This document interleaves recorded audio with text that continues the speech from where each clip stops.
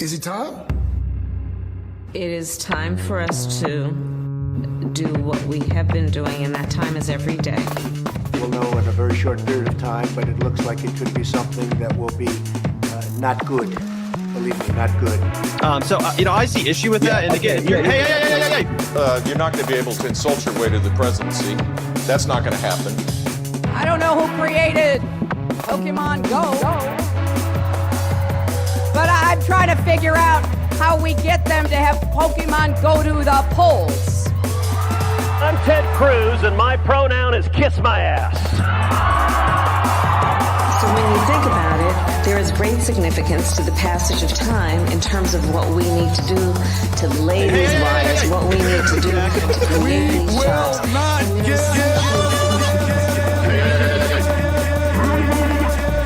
America is a nation that can be defined in a single word. I was going to foot. Not good. Believe me, not good.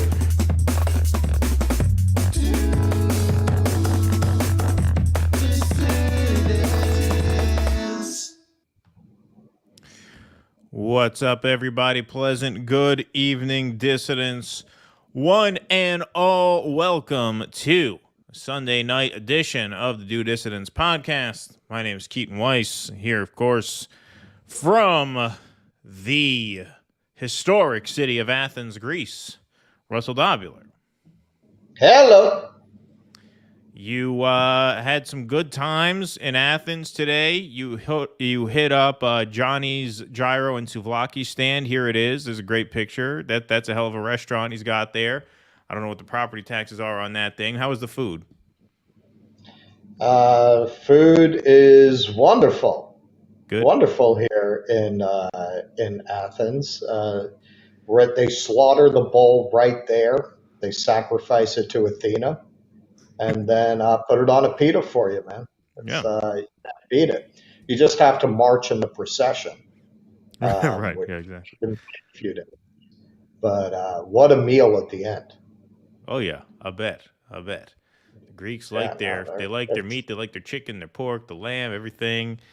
So here you are. Obviously, it's a great shot. I like the clouds. You know, it gives the place a certain gravitas. Those dark clouds with the sunlight shining through. I thought that was a good photo. That was very early in the morning, and it was overcast, and it created some really nice shots. So that's the Acropolis. You go to these places, and they're never quite what you expect. As much research as I did, it's never quite what you think it's going to be. So basically, the Acropolis dominates the entire city. It's this huge rock, and the Pantheon. That's the Pantheon. Is the Parthenon, rather. Parthenon. Yeah. It's sitting right on top, and there's a road that goes around the entire thing.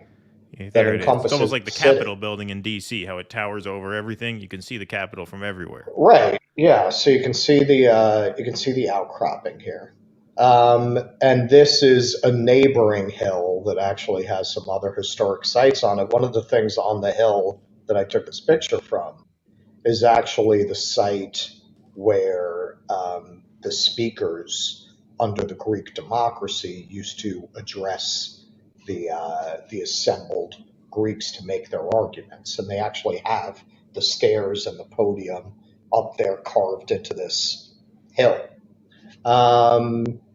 So it's pretty amazing. I mean, very much something that you see in both Rome and Athens.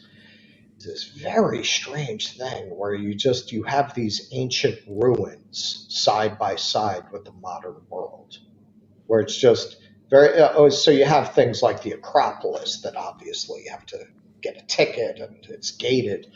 Then you have shit like I sent you a picture of that too, Hadrian's Arch. If you saw the arch I sent you a picture of, yeah, that's just sitting there, man, like on a street. Hadrian's Arch, it's just there. So it's very strange. And then sometimes you'll just be walking down the street and there will just be like a pile of ancient stones that are clearly from like 5th century BC. It's just like sitting there. It's really, really fascinating. I will say this now. I said I was going to wait until I got to Athens. All right. So I haven't been everywhere, obviously. But say you were an American saying, I want out of this shithole. Where do I go? I would say Greece. Greece is fucking awesome. Greece is awesome. Greece has it all. You have history, you have culture, the people are very nice, they're very warm, they're very outgoing, a lot of art, a lot of music, and it's just scenically absolutely beautiful, as you can see from that picture. So that picture was taken at the top of that neighboring hill. They're very much like Rome, there are several hills around Athens. So you can see that's the city below. That's the top of that rock. People are asking if you're in a cafe. You look like you're in a cafe because you're in a very modern apartment, but that's a really nice Airbnb, which you should mention you got a very good deal on. Yeah, well, this is another reason I would say Greece. It's fucking really cheap, really cheap. Like this apartment, I could not believe it when I walked in for what I paid. I mean, this is part of how I'm doing this trip. I haven't stayed in a hotel. I've only stayed in like these cheap ass Airbnbs.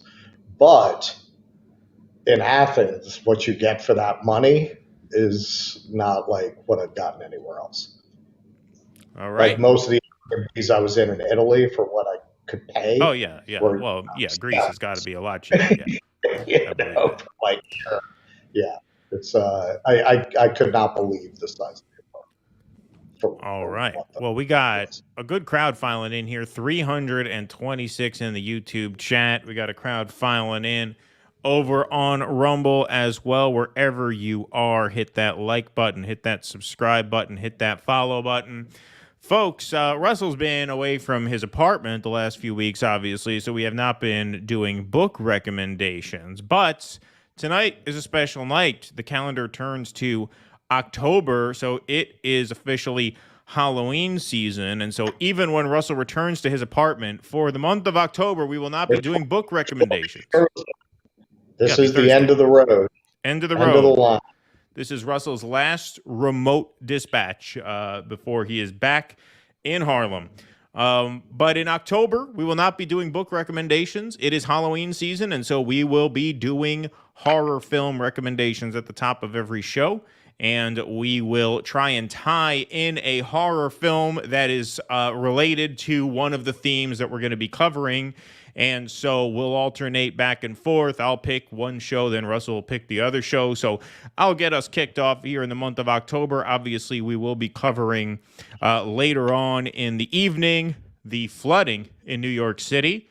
And so a horror film that really goes well for your Halloween marathon with a flood episode is a fairly contemporary pick. This is by the French director Alexandre Aja, who did High Tension back in, I think it was 2003. That's kind of what put him on the map with U.S. audiences. Then he went on to make the Hills Have Eyes remake and later the Piranha remake. But this is a good old creature feature. Maybe it's because I grew up loving Jurassic Park. You know, Jurassic Park was like the Star Wars for my generation. It was that wow movie. You know how like a lot of the Gen Xers, when they saw Star Wars, it's like, whoa, look what you can put on a movie screen. Yeah, for the millennials, that was Jurassic Park. And so us millennials, I think, have a thing for monster movies, creature features. I know I do. And this is a good one from 2019 called Crawl. This is very simply about a girl going to rescue her father when New Orleans gets flooded in a storm. And, of course, she ends up trapped in his house with an alligator. And it's a really good, lean, mean monster movie. Very, very well done. Short and sweet. I think it's about 90 minutes or so. And it is bloody and gory enough to, like, satisfy the diehard horror fans, but it's not so over the top to alienate mainstream audiences. So it hits a real sweet spot there in terms of the blood and guts effect.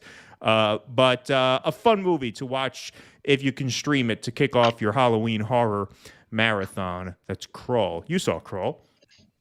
I did. It was it was very good. It was one of those cases where you're taking a tried and true formula, right?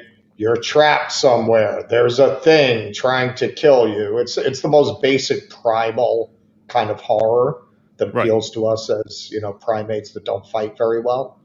But it just shows you every now and then you'll see something that's just very much going back to basics that really works just because it was executed well. That's the case with Crawl.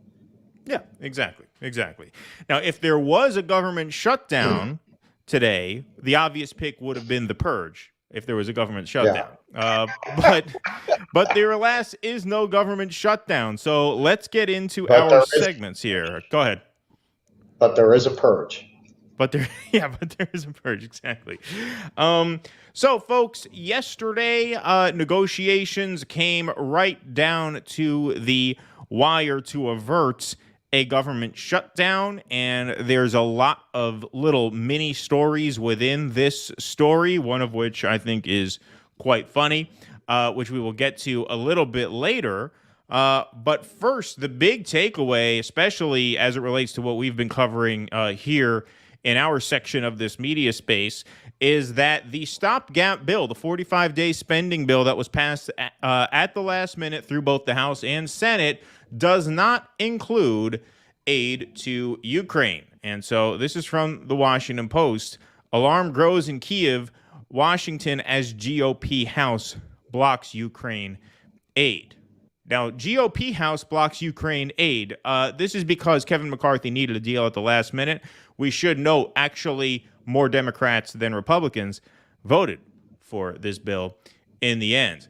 Congress on Saturday moved to block new aid for Ukraine in its government spending deal, a rebuke to Kyiv with geopolitical reverberations that came despite a concerted lobbying push from senior Biden officials and the highest-ranking GOP senator.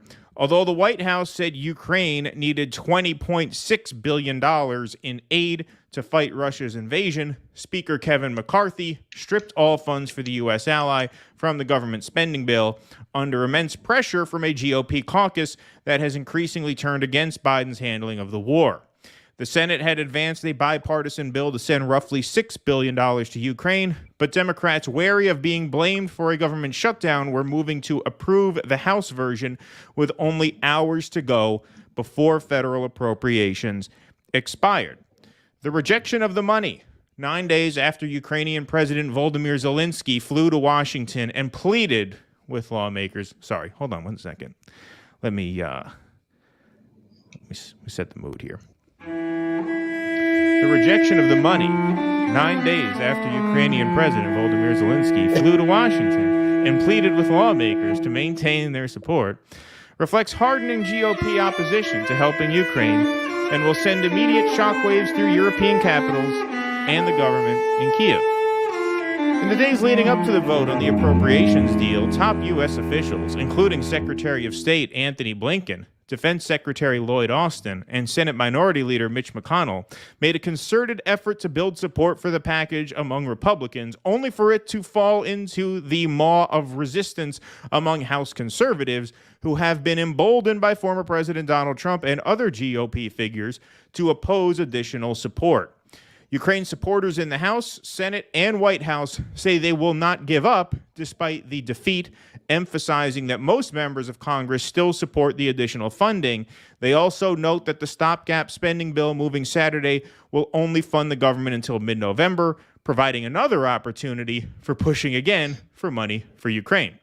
McCarthy's decision to move a bill without Ukraine funding came together suddenly, leaving aides at the state and defense departments to launch an unsuccessful last-minute lobbying campaign. Ukraine's biggest champions in the Senate quickly realized that they had few options. Okay, so we don't have to read the rest of that. Basically, this came together at the last minute, and even though, obviously, most Senate Republicans, just as all Senate Democrats, support aid to Ukraine, the Republicans realized that they were out of time, that they could either sign this or that there could be a shutdown. And I think part of the scramble to avoid a shutdown has to do with the fact that a federal government shutdown could gum up the courts for a while and maybe delay some of Trump's trials. And I don't think that's a headache that Republicans wanted to deal with going into 2024. They didn't want that over their head. So I think there was a special pressure to avert a shutdown here.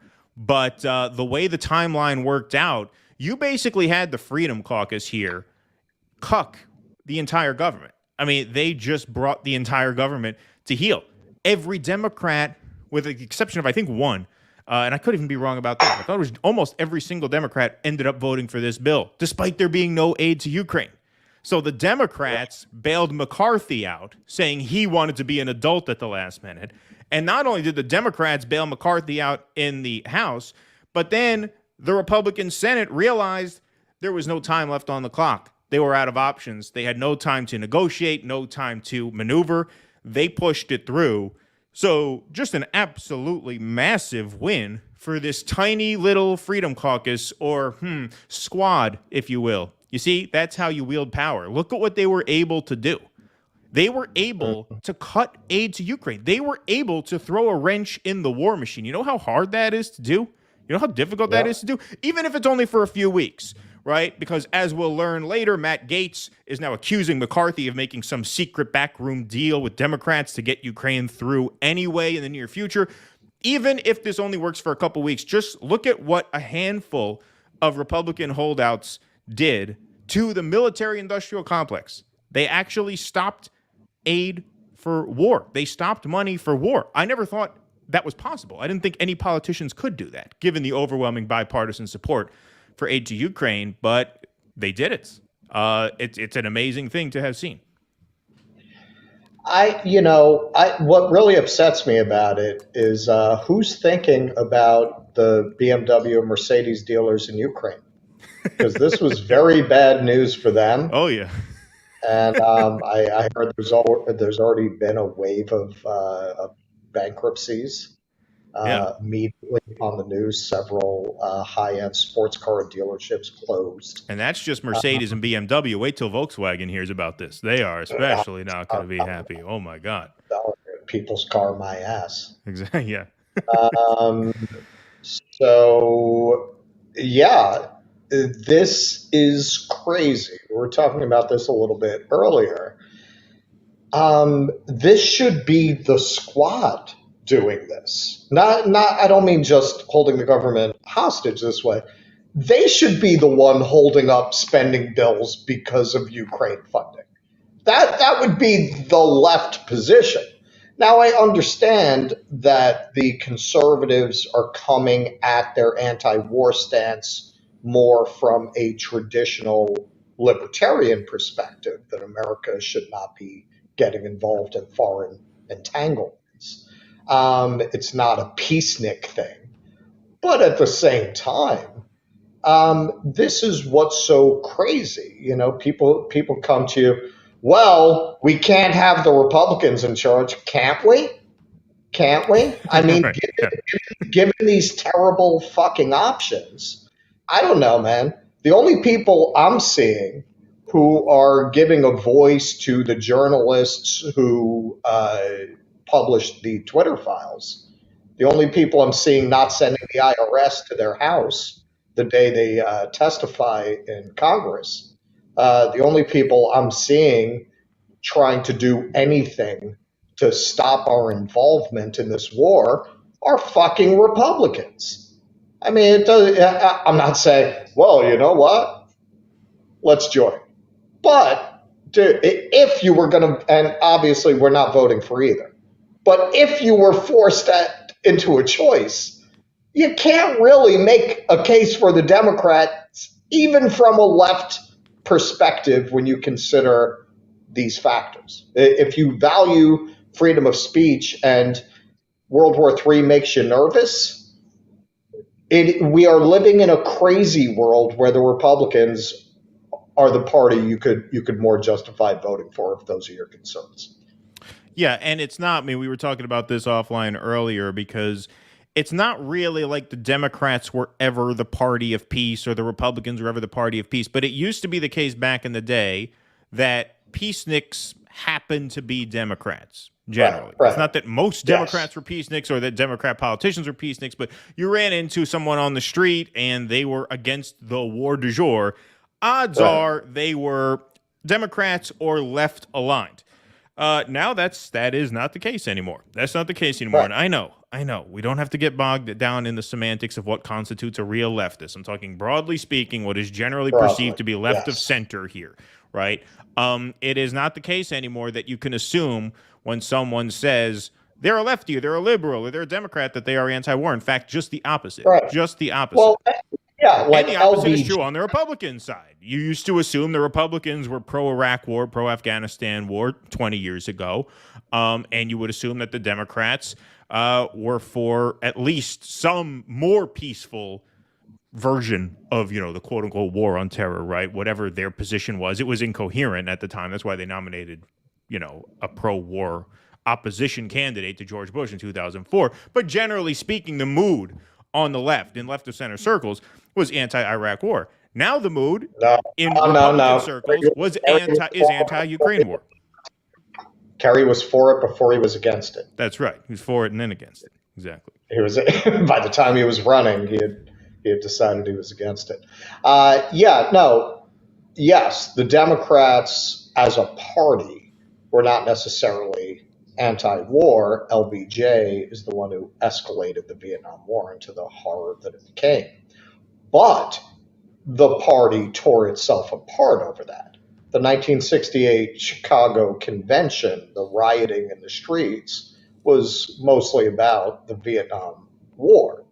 So it wasn't just a minor faction of the Democratic Party that was anti-war. It was an enormous portion. I mean, at least it was basically the Sanders coalition of its day, only with fucking balls. The balls to go do that at the Democratic Convention. Today you're if you hear somebody's anti-war, you assume that they're Republicans, which is just it's just cats and dogs living together. We're living in a world where all the old political calculuses of who's right, who's left, they just don't mean anything anymore. And yes, let's not get bogged down in the semantics. Yes, indeed. So we know that the House passed through a spending bill at the last minute yesterday to avert a government shutdown. And we knew that the reason they did that was to keep the government open, but that they could not feel that they could include aid to Ukraine in that shutdown bill, despite overwhelming bipartisan support for aid to Ukraine. So it seems pretty clear that Kevin McCarthy stripped the aid to Ukraine to try and save some kind of face or win some kind of mercy points with the Freedom Caucus led by Matt Gaetz. Well, it seems not to have worked very well, because here is Matt Gaetz on CNN today saying he will, or I think this was actually yesterday was when this aired, saying he does plan to make a motion to oust Kevin McCarthy from the speakership sometime this week. So let's take a look at this. Are you going to make a motion to vacate? Speaker McCarthy made an agreement with House conservatives in January, and since then he has been in brazen, repeated material breach of that agreement. This agreement that he made with Democrats to really blow past a lot of the spending guardrails we'd set up is a last straw. And then overnight I learned that Kevin McCarthy had a secret deal with Democrats on Ukraine. So as he was baiting Republicans to vote for a continuing resolution without Ukraine money, saying that we were going to jam the Senate on Ukraine, he then turns around and makes a secret deal. Now, I know you and I probably have different views on U.S. involvement in Ukraine, but however you think about that question, it should be subject to open review, analysis, and not some backroom deal. Okay, so I just want to pause here for 1 second, because so far, from what I could see, and I checked right before the show, so unless I was looking in the completely wrong spot, which I don't usually do, or unless something broke within the last 40 minutes, we still don't know to what extent, or if at all, there's been a backroom deal about Ukraine funding. This is what he's saying, right? But there's been no real reporting of that I could see, at least at the time that we're doing this. Here we go. So I do motion intend to vacate tomorrow? I do intend to file a motion to vacate against Speaker McCarthy this week. I think we need to This rip week. off the Band-Aid. I think we need to move on with new leadership that can be trustworthy. Look, the one thing everybody has in common is that nobody trusts Kevin McCarthy. He lied to Biden. He lied to House conservatives. He had appropriators marking to a different number altogether. And the reason we were backed up against this shutdown politics is not a bug of the system, it's a feature. Kevin McCarthy's goal was to make multiple contradictory promises, to delay everything, back us up against shutdown politics, and at the end of the day, blow past the spending guardrails he'd agreed to. So how many Republicans do you think will be with you in your motion to vacate? Because obviously for people at home who don't know, you need 218 votes to get him out of the speakership. You don't have 218 Republican votes. You're going to need Democrats. Let's start with the Republicans. How many Republicans do you have? Well, enough so that when you host this show next week, if Kevin McCarthy is still the Speaker of the House, he will be serving at the pleasure of the Democrats. He will be working for the Democrats. See, that's talking like a boss. That's how you do it. That's how you do it. That's how you bring the ruckus to your party leadership. Lines like that. That's how it's done. That's how it's done. He doesn't let up. He goes a little more. Well, this is almost over. The only way Kevin McCarthy is Speaker of the House at the end of this coming week is if Democrats bail him out. Now, they probably will. I actually think that when you believe in nothing, as Kevin McCarthy does, everything's negotiable. Okay, but and I think he'll cut a deal with the Democrats. Let's be honest here, though, because if you succeed in vacating him, you also will have to make a deal with the Democrats. You also will have to get Democratic votes to kick him out. Absolutely. I will make no deal with Democrats and concede no terms to them. I actually think Democrats should vote against Speaker McCarthy for free. I don't think I should have to deal them so anything. You're not going to cut any deals with him? Absolutely not. And I don't think that any Republicans that share my view on Speaker McCarthy would cut deals with Democrats. But here's the thing. I'm done owning Kevin McCarthy. Right? We made a deal at the end of in January to allow him to assume the speakership, and I'm not owning him anymore because he doesn't tell the truth. And so if Democrats want to own Kevin McCarthy by bailing him out, I can't stop him, but then he'll be their speaker, not mine. Could you imagine? That's how fast it takes for a guy to get whacked. Could you imagine AOC saying, Nancy Pelosi stands for nothing. We're going to file a motion to vacate. And if she is still here by this time next week, it will be at the pleasure of the Republican Party. The Republicans can have her. I don't want to own her anymore. She's the Republicans' problem if they want it. He wins either way here. This is what's really brilliant about him going on here and saying this. And Jake Tapper, you could see, is so not used to politicians acting this way and doing this sort of flex, because what Matt Gaetz says is, hey, you know what? I come out of this with the power either way. I come out of this with the bigger dick either way, because if we don't get rid of Kevin McCarthy, we now can paint Kevin McCarthy as the ultimate rhino, as a literal rhino, because he will be serving at the pleasure of the Democratic Party. So they win if they get rid of him. They win if they don't get rid of him, because he comes off as the power player within the party either way, regardless of the outcome, which is very good for him and his caucus long term. And that is the kind of power politics that AOC and the squad refuse to play. But look at how well it works there. Look at what a boss he looks like there. He can't lose. He can't lose. I don't know. He's causing a lot of relational harm. Oh yeah, I forgot about that. Yeah, that old relational harm. Darn it, the founders talked about.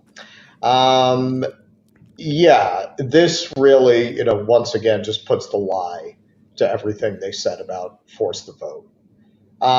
There were also some segments of that interview that were interesting. In addition, so we it goes covered on for that about 10 minutes. Yep.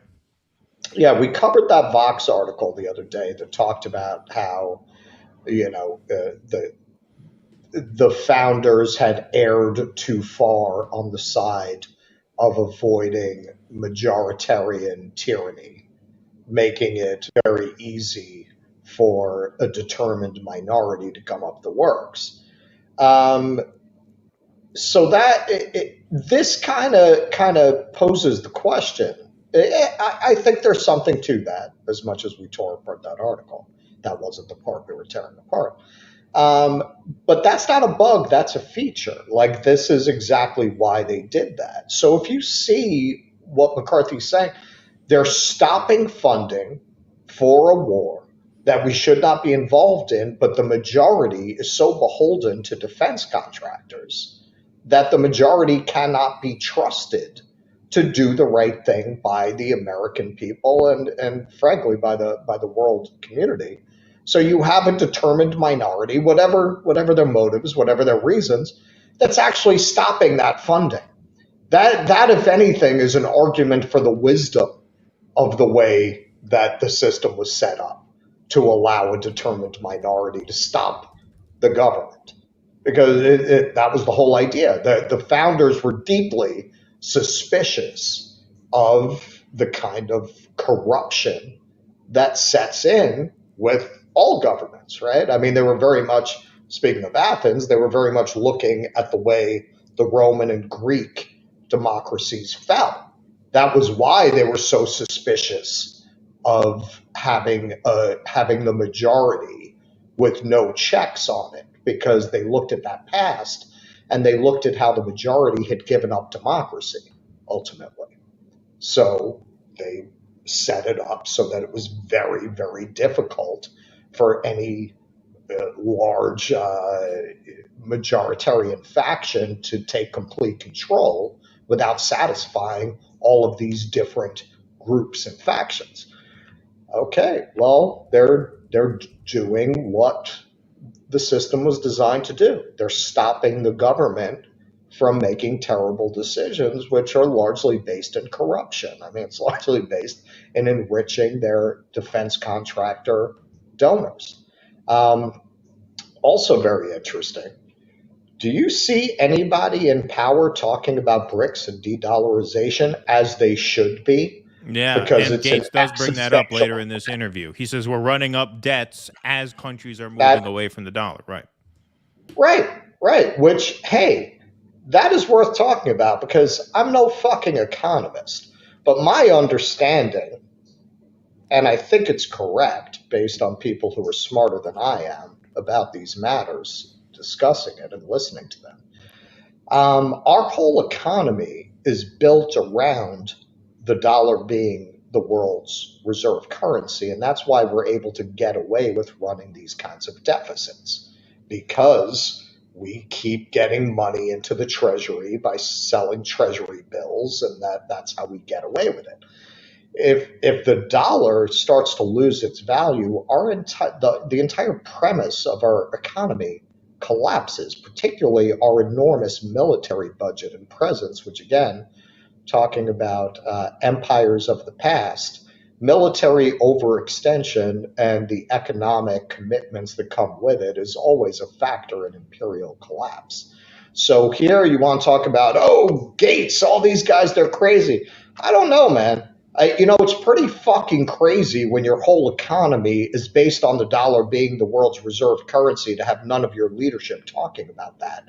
And yet this minority that is both shutting down funding for the Ukraine war and discussing it, I don't know, they seem a lot less crazy than the people in charge in a lot of respects. Yeah, no, I mean, that's a really good point. Russell, get ready. Here we go.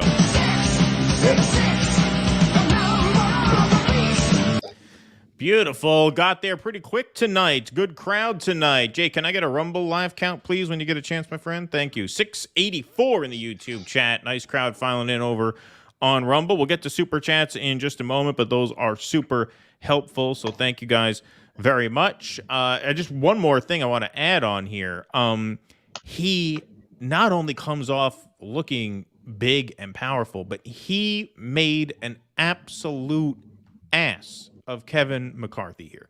McCarthy made an absolute fool of himself, because what I don't understand about this is McCarthy passed this spending bill without aid to Ukraine. The final vote was 335 to 91, so he had overwhelming bipartisan support, including almost every single Democrat. Okay? Maybe every single Democrat. I should have known that for sure before we went live, but idiot, I forgot to confirm that. But virtually every single Democrat, okay? which means he could have just as easily passed this bill with funding for Ukraine, right? Unless no Republicans would have voted for funding for Ukraine. But come on, there's a handful of warmongering Republicans left in the caucus. After all, most Republicans express support for Ukraine. Well, McConnell. Which means, McConnell, he's in the Senate. I'm talking about in the House. But just saying. Oh, yeah. You know, in terms of Republican leadership, they're not anti-war by any means. No. Of course not. Which means he could have gotten a bill passed with funding for Ukraine in it, which means the reason he cut it out has to be because he thought that in cutting funding for Ukraine out of the bill, he would save some face with Matt Gaetz or maybe get some mercy from Matt Gaetz, which, idiot that I am even, I could have told him that wasn't going to happen. If you circumvented the Freedom Caucus and used the Democratic Party to push through a bipartisan bill, there was going to be hell to pay from the Freedom Caucus. I could have told you that. So it seems like he cut aid to Ukraine out of the bill just to try and win some goodwill with a faction of his party that was going to come for him anyway if he jumped over them.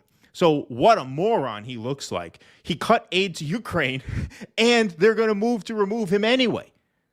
I mean, talk about having egg on your face. What a fuck up that is. That's the kind of fuck ups you only used to see on the Democratic Party. You're not used to seeing Republicans fuck up that like that. Well, that's Speaker of the Republicans, leader of the Republican caucus in the House. That's become the worst job in Washington. John Boehner saw that. It was like, I'm drinking some scotch, smoking a cigar. Yeah, that's it. Do some Viagra ads, whatever, man. I'm fucking out of here. You know?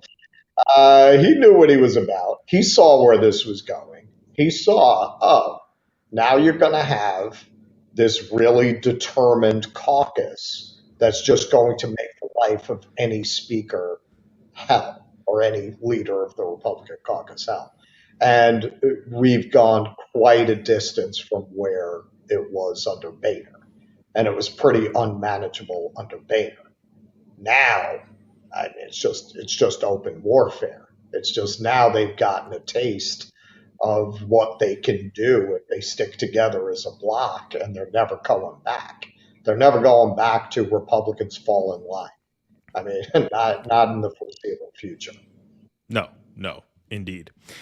Some more shutdown-related news. We talked in our last two segments about the sort of substance of the bill that was passed, most notably, of course, the lack of aid to Ukraine. But on a much lighter note, on a much funnier note, there was some action on the Democratic side of this episode here.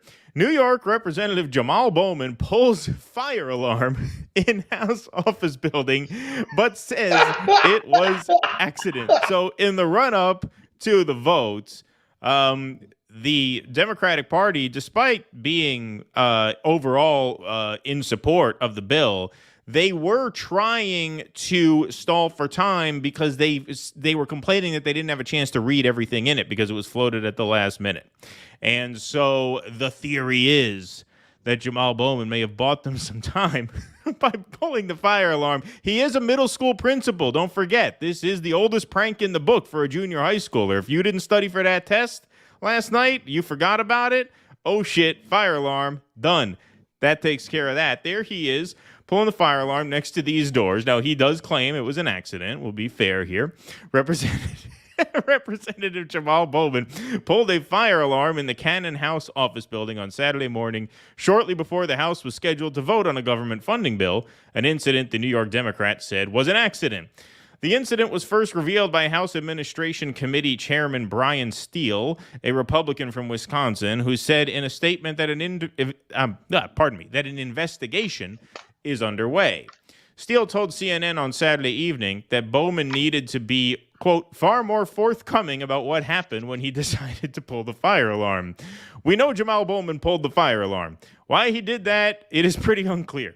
His initial explanation that it was an accident doesn't seem to really pass muster, Steele told CNN's Jim Acosta. Steele also warned that if Bowman pulled the alarm to interfere with the House voting procedure, an accusation Bowman earlier told reporters was complete BS, it would be a serious violation of the law. Bowman's office said it was an accident and that the congressman told reporters later Saturday, I was trying to get to a door. I thought the alarm would open the door, and I pulled the fire alarm to open the door by accident. Let's just cut the rest of that article and go right to a direct statement from Bowman himself. I want to personally clear up confusion surrounding today's events. Today, as I was rushing to make a vote, I came to a door that is usually open for votes, but today would not open. What? We'll get to this in a second. It says emergency exit right on the door. I am embarrassed to admit that I activated the fire alarm, mistakenly thinking it would open the door.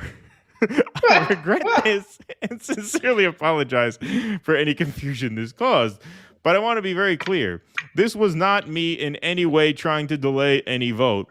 It was the exact opposite. I was trying to urgently get to a vote, which I ultimately did, and joined my colleagues in a bipartisan effort to keep our government open. I also met after the vote with the Sergeant at Arms and the Capitol Police at their request and explained what had happened. My hope is that no one will make more of this than it was.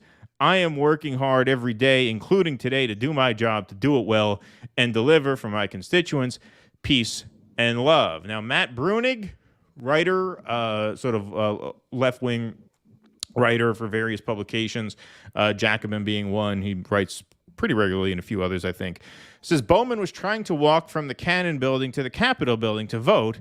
Usually the Cannon exit he went wouldn't open and had this confusing sign on it. He thought it was saying you had to press the alarm to get out.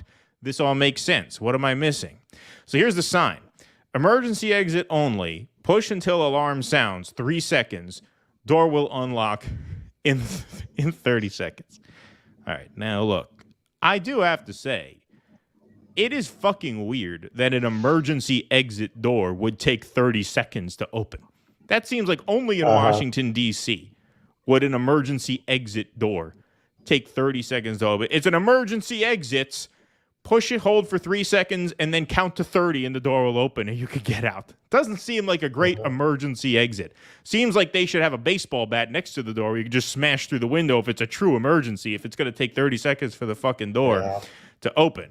But anyway, I mean, what an insane incident. I mean, what an insane incident that it happened. I mean, look, I got to say, I know it sounds ridiculous, especially for a high school principal to not know what a fire alarm looks like. I'm sorry, he was a middle school principal. At the same time, does he have the balls to do this?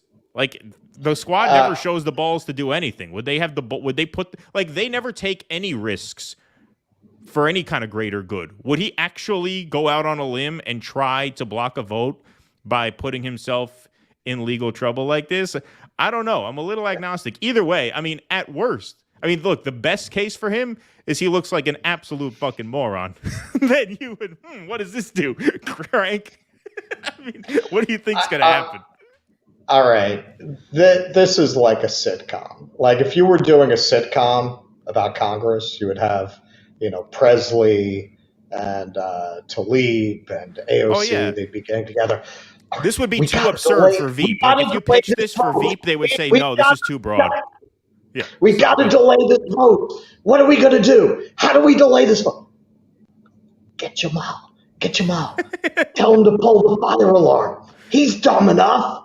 Yeah. Hey, Jamaal, come here. We need you to do something. Like if there's any member of the extended squad, of the squad extended universe who would be stupid enough to put him up to this, it would be Bowman.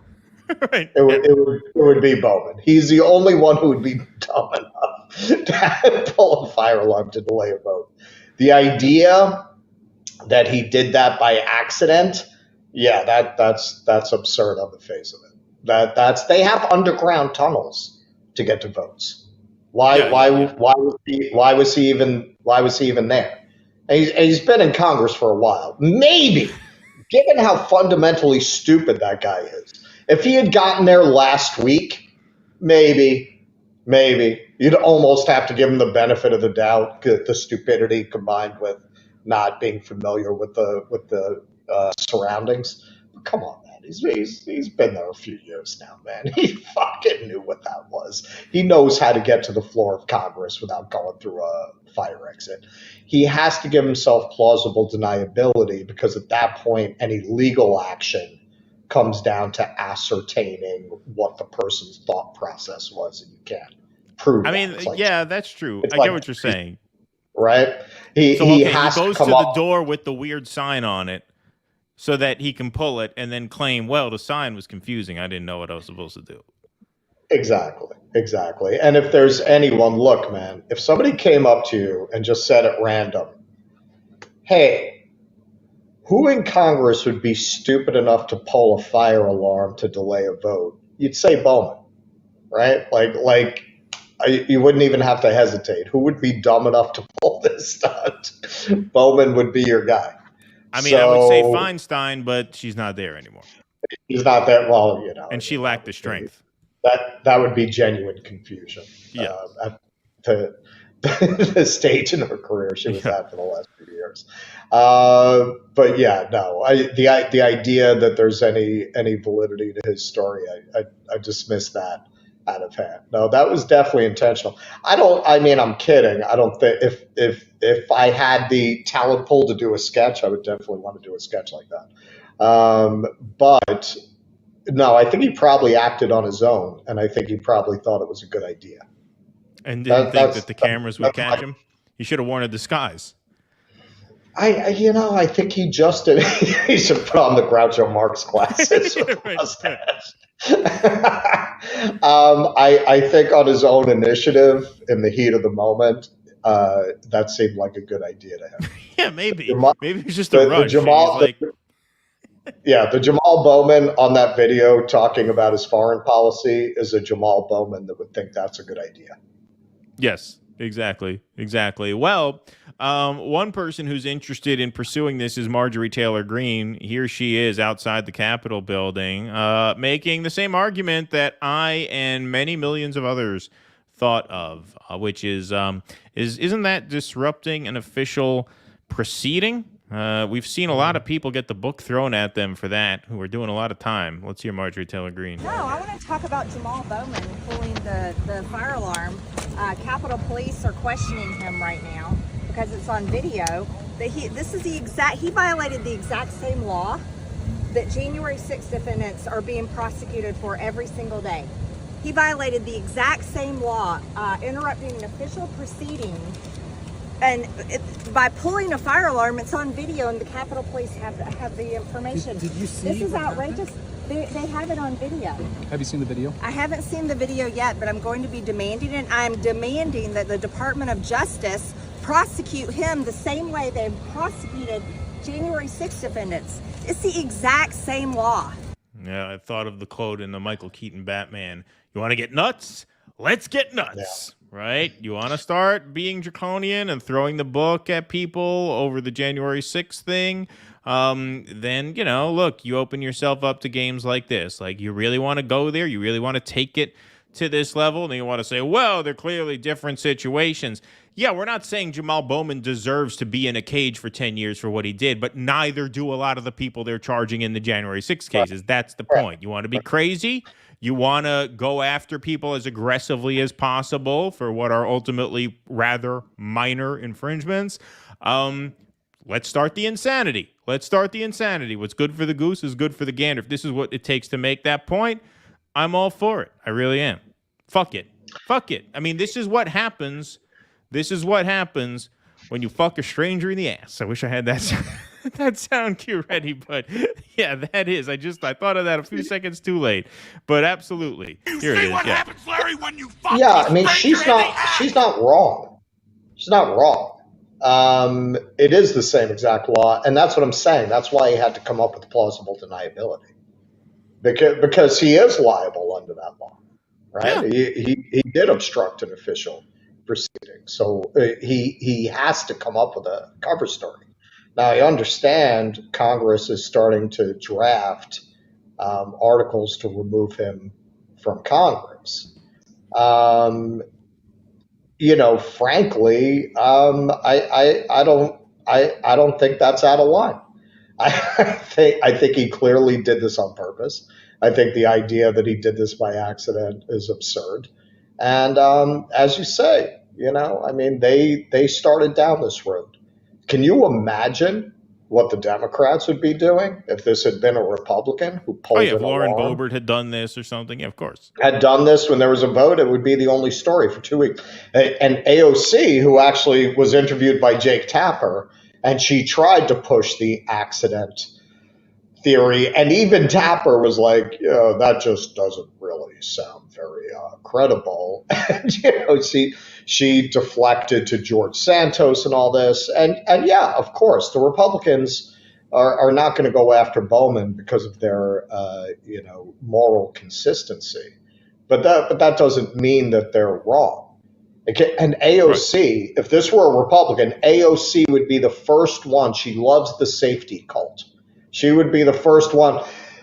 Now we see this Republican, when we're trying to take a vote, made us all unsafe in the Congress, pulling a fire alarm. That could have cost lives. What about our first responders in harm's way? Right.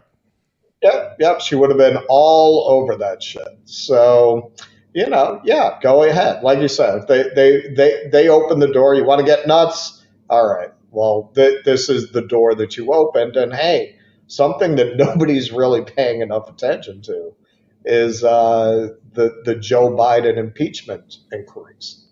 Right. They opened this door with Trump, and frankly, there's at least as much evidence on the Biden family as there was on Trump. More. Yep. Still not enough to keep McCarthy's seat safe from Matt Gaetz, though. Coming after him anyway. Guy does not let up. Drives a hard bargain. Who could hold that seat without running afoul of these guys? Of course. Tough gig. Dave Morrison Showcare, thank you for the Rumble rants, my friend. Never thought I'd cheer on the Freedom Caucus, but suck it, Mr. Green Screen Zelensky. This is just a taste. Yes, indeed. Good development there, obviously, from wherever we can get it. Abiding, 71. Thank you for the 99 cents, my friend. Pat Donahue, thanks for the €5. Dianne Feinstein was dead inside 40 years before she was pronounced dead. One of the true architects and pioneers of the neoliberal Democratic Party era, for sure. Thanks, Patrick. Frank Worsham, thanks for the $4.99. Kennedy will be Trump's VP because he knows that's his only real chance at returning the Kennedy name to the White House. I do not believe that will happen, but we will talk about RFK later on in the show. We put out a little clip reacting to the news that he is going to run independent, and we will get more into that later on. Thank you for the donation, my friend. Kuznetsky Bassane, thank you for the $4.99. Appreciate that. Britzman, thanks for the $2. The U.S. is a failed basket case. Get out if you can. That's why Russell's in Athens, out for at least the next few days. I've Stone got 122. Go ahead, Russell. 3 more days. I got 3 more days. 3 more days. Wasn't expecting RFK to run as an independent, since it seems like it could hurt Trump more in swing states, as he's seemingly more aligned with him. I don't think he is more aligned with him. He's more popular amongst Republicans than he is amongst Democrats, but we will get into this later. But I actually do not subscribe to the idea that he's a bigger threat to Trump than he is to Biden, and we'll talk about why later on. Stone 122 also says he made a 1488 reference a second time during his Tucker interview, confirming that it's not a coincidence. Pro-Zionist, but anti-Semitic. He lost my support. I didn't see that second interview, so I don't know what you're talking about. I don't know if are you joking? Are you serious? I'm not sure. But I actually did not see his Tucker interview. He's running with Shmuley, right? Shmuley. Kennedy Shmuley. Imagine that. Kennedy Shmuley 24. Actually, Shmuley, I mean, vile as he is, the comic mind in me kind of wants Shmuley to be his press secretary. Imagine him as campaign press secretary. Imagine that. That would be gold. I mean, that would just be fucking gold.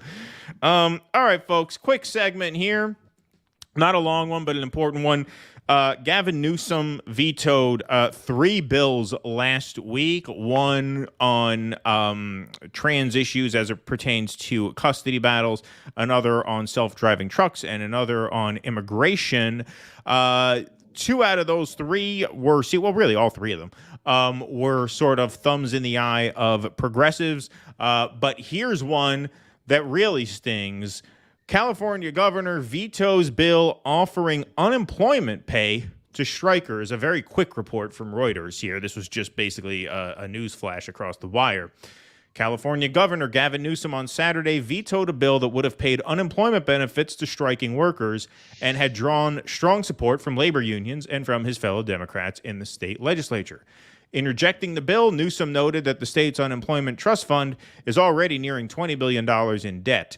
Now is not the time to increase costs or incur this sizable debt, he wrote in a message explaining his veto. The Democratic majority legislature passed the bill in September amid several high-profile strikes.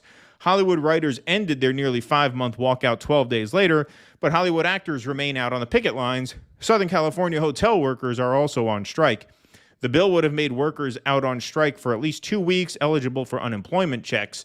The vast majority of states, with the exception of New York and New Jersey, do not offer unemployment benefits to striking workers. So his quote there, now is not the time to increase costs or incur this sizable debt. The point of backing up strikers with unemployment benefits is not to bleed the unemployment fund dry. The point is to avert strikes and shorten strikes by proving to management that they better give the workers what they want because the state would have labor's back in that exchange.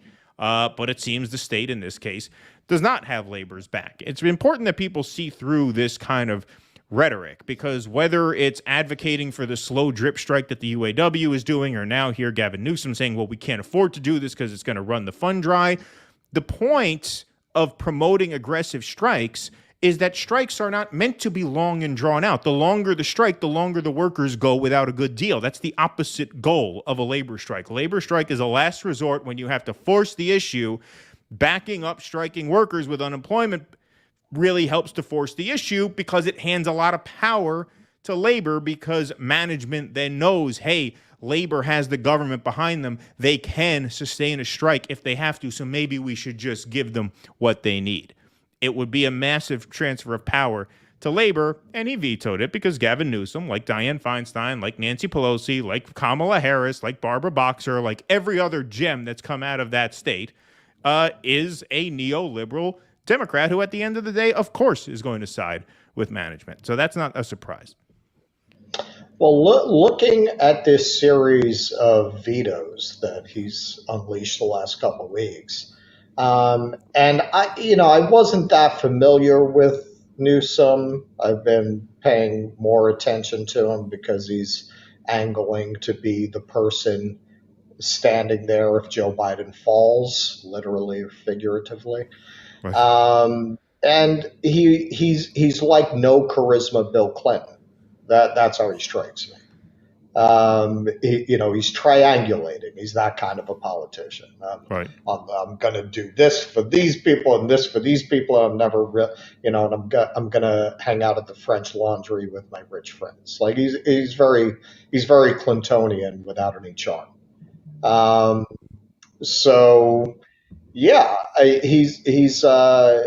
He is, as you say, the kind of politician California produces, and the kind of politician that New York produces, frankly. Yep. Like you want to see what neoliberalism is about.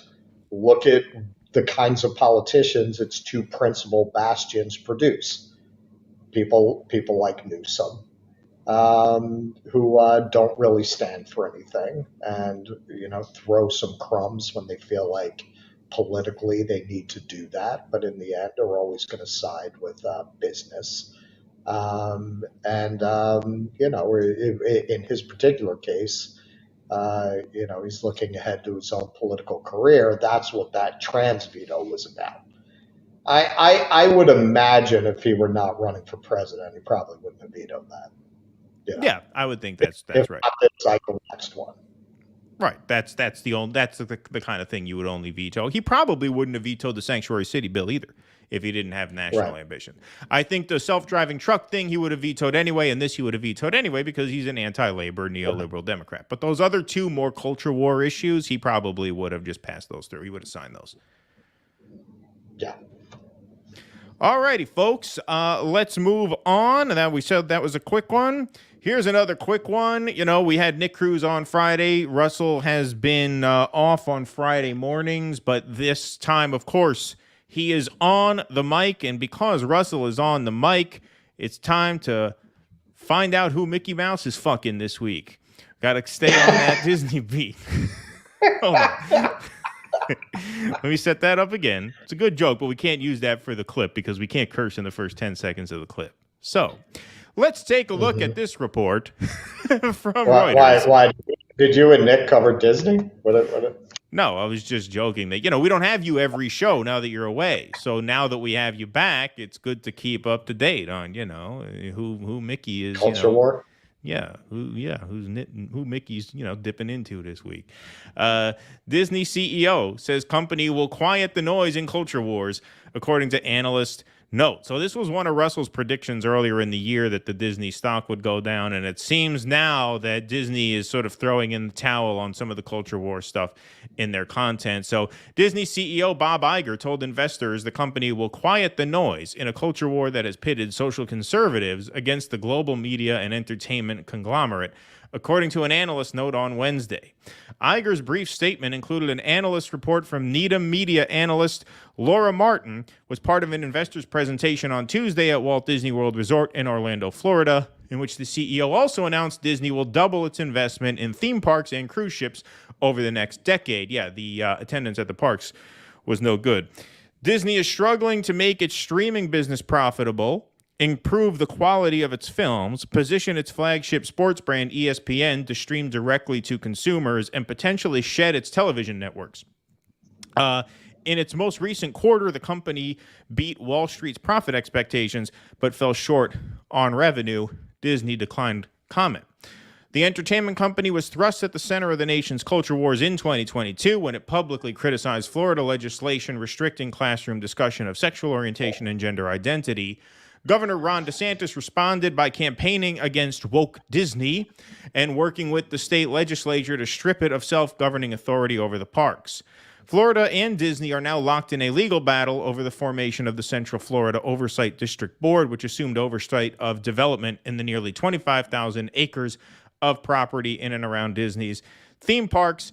It's unclear how much of the $60 billion in new investment in parks will be spent in Florida, where Disney faces increased competition from rivals such as Universal Orlando Resort.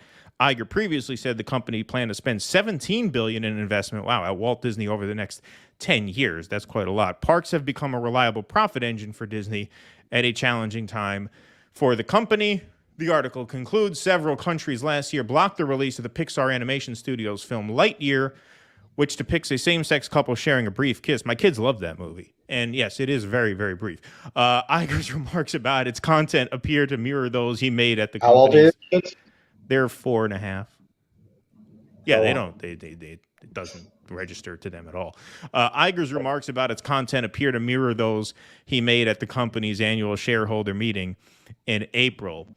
At the time, Iger was responding to an investor who said the company was becoming too concerned with social issues. Our primary mission needs to be to entertain and to have a positive impact on the world, Iger said at the time. I'm very serious about that. It should not be agenda-driven. There you have it. This is a graphic Russell sent me about the Disney stock price over the year. Yeah. This is the 1 year period. So as you could see, sinking faster than Joe Biden's poll numbers right there. So there you go. And okay, and keep in mind where it is right now, like low 80s. That has historically been the bottom for Disney stock. Disney stock can't seem to break out of a certain range. During the pandemic, when everyone thought, streaming was going to make these companies unbelievable riches, it was as high as it's ever been. I think it went up to 178 or something. So it's more than 50% down from that high over the last couple of years. 80 is like this floor. And when you see a floor like that on a stock, that means pension. Now you're down to the pension funds. Now you're down to the hedge funds, right? Where they're not going to sell it, like they're just holding it. But if things get bad enough, they will. And that's, if it breaks through that $80 floor, the next stop, who knows? And I would anticipate that happening. I think Disney stock is going to go down from here. I think it is going to break through that floor because they lit the entire brand on fire. So we've touched a little bit on this in the past. Like, what's going on here? What is going on? Like it's just common sense for a family entertainment company. Yeah, what's going on? for a family. Why are they doing this? Why are they doing this? What is their agenda? It is just common sense for a family entertainment company not to alienate half the families in the country, right? Especially the half that has more kids. You know, the conservatives, say what you will, they have bigger families as a rule. So what's going on here? I think it's the Anand Giridharadas winner-take-all thing as it's playing out in the entertainment industry. You know, he lays out in that book how all of these corporations and companies started recruiting at the top universities, taking people who might have wanted in the past, they might have gone into social work, they might have gone into politics, people who are very concerned with justice issues and social issues, and convinced them that the best way to realize their ideals is actually to go work at McKinsey. And then after, or a similar kind of consultancy shop, learn how things really work. Learn the methods of analysis that you pick up at places like McKinsey. And then take your values combined with your insider knowledge of how corporations really run and take them to other corporations and then apply your values there. I think that's what's happened to Hollywood. I think it's, you know, you've seen this at other non-entertainment companies, but I think that's a big part of why increasingly the product coming out of the Hollywood studios is so bad, because you have people going in there with this social agenda first and telling good stories or coming up with good ideas. That's way, way down on their list of priorities. And that's part of why, look, putting social messaging into entertainment is nothing new. Having a bunch of people who have no real talent doing it is what makes it so squirmy, because they don't have the talent to realize that there's a fine line between a message and a lecture. And very often when you see the things they produce, it's plays like an extended harangue rather than a subtle kind of updating or modernizing as more gifted people might have created. Now with Disney, the reason, this is true of a lot of studios, have this problem now. Disney, it's particularly acute, one, because of their animation division, things like Lightyear. You know, look, a lot of families, even if they're not hostile to LGBTQ issues, they want to talk about their kids with that in their own time and when they're ready. They don't necessarily want that in the children's entertainment. Now, the activists will say, but it shouldn't be a big deal to have that in the entertainment. That's the point. We need to make it not a big deal. Okay, well, that's not entertainment. That's activism. Okay, that's certainly not family entertainment. So for a brand like Disney to have taken a golden family brand where parents of any political orientation felt, I can put my kid in front of the TV and it's Disney, I don't have to worry about what's on there. You lost that, which was the core of your whole business. You lit on fire the core of your brand.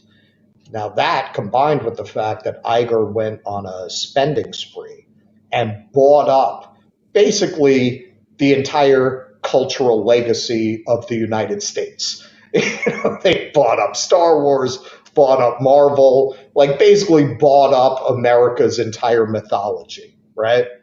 And then you take it and you hand over these properties like Star Wars and Marvel to these talentless hack activists and just completely destroy those brands. That's a big part of why Disney is hated in a way that other studios that are having similar problems with the people coming out of the schools now are not taking quite as much of the heat, because it's just not like nobody has as many beloved properties as Disney does to desecrate.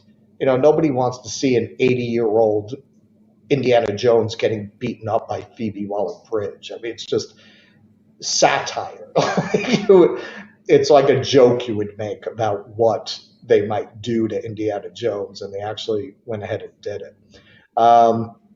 And the final piece of this puzzle, and this is not specific to Disney, all of these entertainment companies thought streaming was going to be this endless gold rush, because this subscription model is something all these businesses want to get into, because they look at how much money companies like Amazon and Apple make off their monthly cloud subscription services and things like that. They all wanted to follow that model where they've got constant monthly revenue coming in, because remember, in the entertainment business, every time you make a movie, every time you make a TV show, it's like you're starting a new business. Right? It's the only business that works like that. It's one of the reasons that it's such a high-risk industry. So they thought with streaming, they were going to get some of the stability that tech companies have, right? Where no matter what you're making, you have this constant stream of revenue coming in. Funny thing happened. COVID ended, and people started canceling their streaming services in droves. And when you combine that with the fact that nobody really likes the product that's coming out of Hollywood, a lot of the product is shit. And how many streaming services you're going to have? How much time do you have to watch fucking television if you're not locked up in your house? Right, if you're not trapped in your house. National emergency. Right. You need Paramount, Netflix, Prime, Disney. So people started canceling all of these subscriptions. And it's not just Disney, but Disney's getting hit particularly hard. And final point. So Disney stock tanked even harder when they announced that big investment in the theme parks, because people aren't going to the theme parks. Now listen, whatever you think about this, going back to the family thing, having videos of men in drag at the little girl's boutique, that's not good for a brand like Disney. There is this, and I know some of them. I know people who passionately defend these choices, who love this. I want my children to see that. Okay, well, that's a small number of coastal liberal elite kind of people who think that's great. A lot of families that would go to the Disney theme parks, they see videos like that, which did go viral. They were everywhere. And they say, no, I'm not taking my kids to Disney. So all the theme parks are hurting a little bit because we're getting into a post-pandemic. The pent-up demand is spent. Leveling out, right. So is people's saved up money from the pandemic. That's right, and now student loans are starting October 1st. And now student loans are starting. But it's also because Disney torched its brand. They just absolutely torched their brand. And, anybody in business will tell you that is very hard to recover from. I mean, Disney had a gold-plated brand and they destroyed it. And now they're between a rock and a hard place. Like, they reverse themselves. They're going to get attacked by the activists. They continue in this direction. They've lost at least half their audience, and I think more, actually. So this is why I say Disney, this is just the beginning. I could see Disney losing another 30-40% of its value. I mean, I think that point you made earlier, about 40 minutes back. No, I'm just kidding. I'm just busting your balls. You know that. No, about a lot of about the what's the name of the book? Winners take all, that point about how, elites sort of became sort of for-profit activists thinking, okay, we'll do good by doing well, and that really affected Hollywood and their output. Yes, I think that was on a trajectory kind of like this. I think Trump shot it up like this. I think when Trump became president, a lot of entertainment people felt it was their duty now to make socially conscious material. That was how they were going to fight back. They did that when George W. Bush was president too, but that's why in the second Bush term, you actually had like good movies coming out, like Syriana, Good Night and Good Luck. Even a movie like Brokeback Mountain, which was extremely well made, that came out right after gay marriage was rejected nationwide. So even on the more sort of culture war type issues, there was meaning behind it. There were stakes there. You got the sense that Hollywood had something to say in actual opposition to what was going on, whereas the opposition to Trump was always tonal in nature, right? Trump offended their sensibilities. And so the only way to really resist that in their mind was to project their own sensibilities with not a whole lot of substance behind it, because Trump didn't start a new war the way George W. Bush did, right? So like their resistance was always going to be much hollower, which meant that the material was always going to be much worse because there wasn't any real conviction behind it. So anyway, that's what I would add. To that. Let's take a little game break here, folks. We got to give a shout out to our Patreon supporters and paid Substack subscribers. We had a bunch of new signups this week, so that is awesome. We want to thank our producer and friend Jake, who's in the booth now. Round of applause for Jake for making this lovely little credit scroll for us here. You can support the show by going to patreon.com/DoDissidents. And you get, in exchange for your support, a shout out on our lovely credit scroll here. You get call-in access to all regularly scheduled live streams, as well as access to 2 supporter-exclusive live streams per month. Those are uncensored, unfiltered live streams that we do over on Rumble. They're a lot of fun. Because Russ is away and I had obviously some family health issues that I was dealing with for most of this month, we kind of had to cram both of them in at the very end of the month this time. Moving forward, as things even out, as Russ is back and as my family health situation stabilizes, knock on wood, we will be doing those the second and fourth week of every month. So every couple of weeks, patrons and paid Substack subscribers get an exclusive stream all to themselves. Those are a lot of fun. I thought both of those patron shows were a lot of fun last week. So you can go to patreon.com/DoDissidents or DoDissidents.substack.com to support the program. We do 3 shows a week now, folks, so your membership is what keeps us going. It is what keeps the lights on. You guys are the backbone of the show. Everybody you're seeing here are people who keep this show going. We could not do this show without them.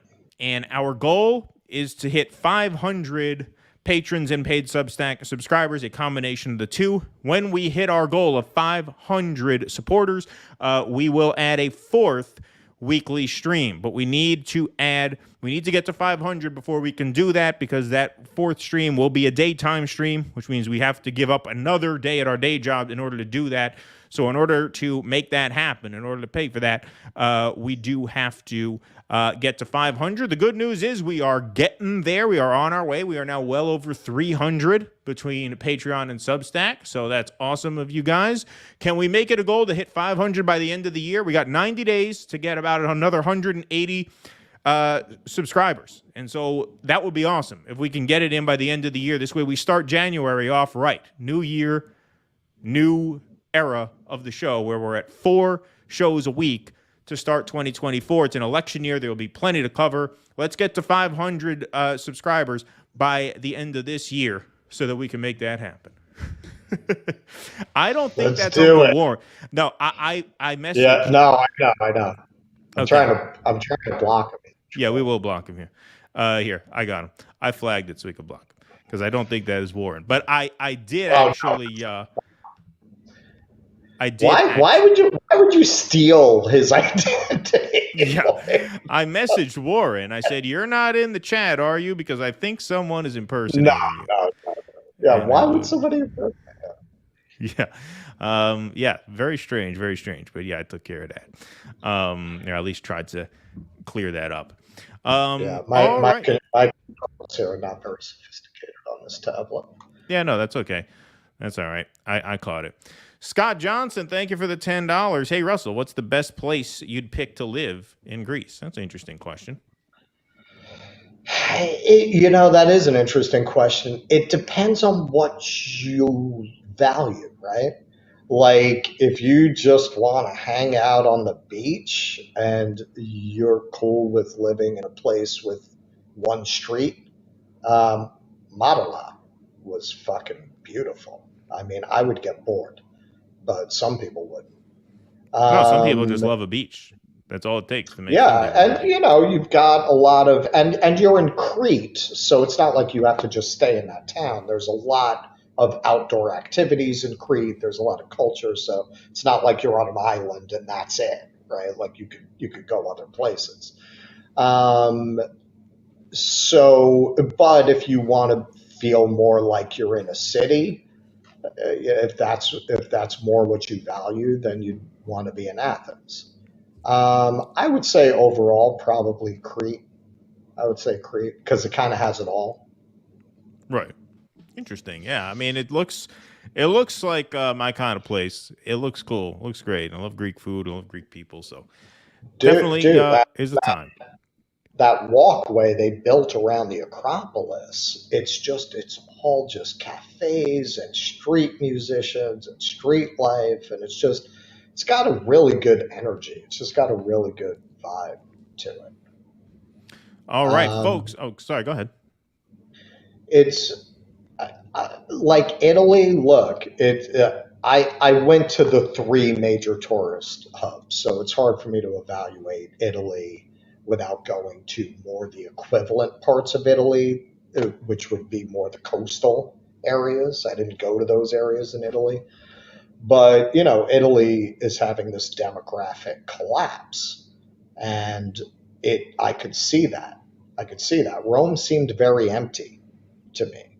Like it didn't feel like there was a lot of energy. It seemed like there was a lot of tourism. It didn't seem like there were a lot of people other than that. Whereas Athens, it's vibrant. Yeah, feels more lived in. Yes. Yeah. Awesome. Well, folks, we have 841 here in the YouTube chat. I don't know how we're doing on likes, but we need to hit 841 likes. So hit that like button if you are here in YouTube. If you're over on Rumble, we have 217 people watching on Rumble. We love to see that. Please hit that follow button over on Rumble if you're not yet following us there. Very, very important. Please make sure you do that. Jake is in the booth fielding Rumble rants. We got super chats coming in here, so all of those donations are super helpful. Jake tells me 448 likes. All right, let's get that number up there. Let's get to 666 likes so we can hit the Iron Maiden again. How's that? Ruthless Criticism, thank you for the $20, my friend. That's very kind of you. AOC tweeted Democratic votes wouldn't come free. R.E. McCarthy vacate vote. Does this mean McCarthy is going to give up more to Dems to maintain his speakership, or Gates needs to give something to get theirs, or both? Who wins? Well, Gates basically said he's not going to make a deal with anybody. And so, that is a situation where I think, he still holds a lot of the cards. Does McCarthy give more to Democrats? That's a good question. If it's to save face, I don't think he can afford to give them 2 more because he still has to worry about a mutiny in the ranks. I mean, at that point, if he starts caving to Democrats, then that makes Gates look even smarter by saying he's the Democrats' speaker now, basically. So there's a lot of chaos that he's causing there. Russell, what do you think about that? Yeah, I mean, there's as you say, there's no downside for them. They win either way. Either McCarthy gets discredited as the Democrat speaker, which would be pretty fucking funny. Actually, if he got rescued by the Democrats, or they get to pick a new speaker, maybe Gates. That would be pretty. Yeah, right. Exactly. But Gates doesn't have to make any deals with Democrats.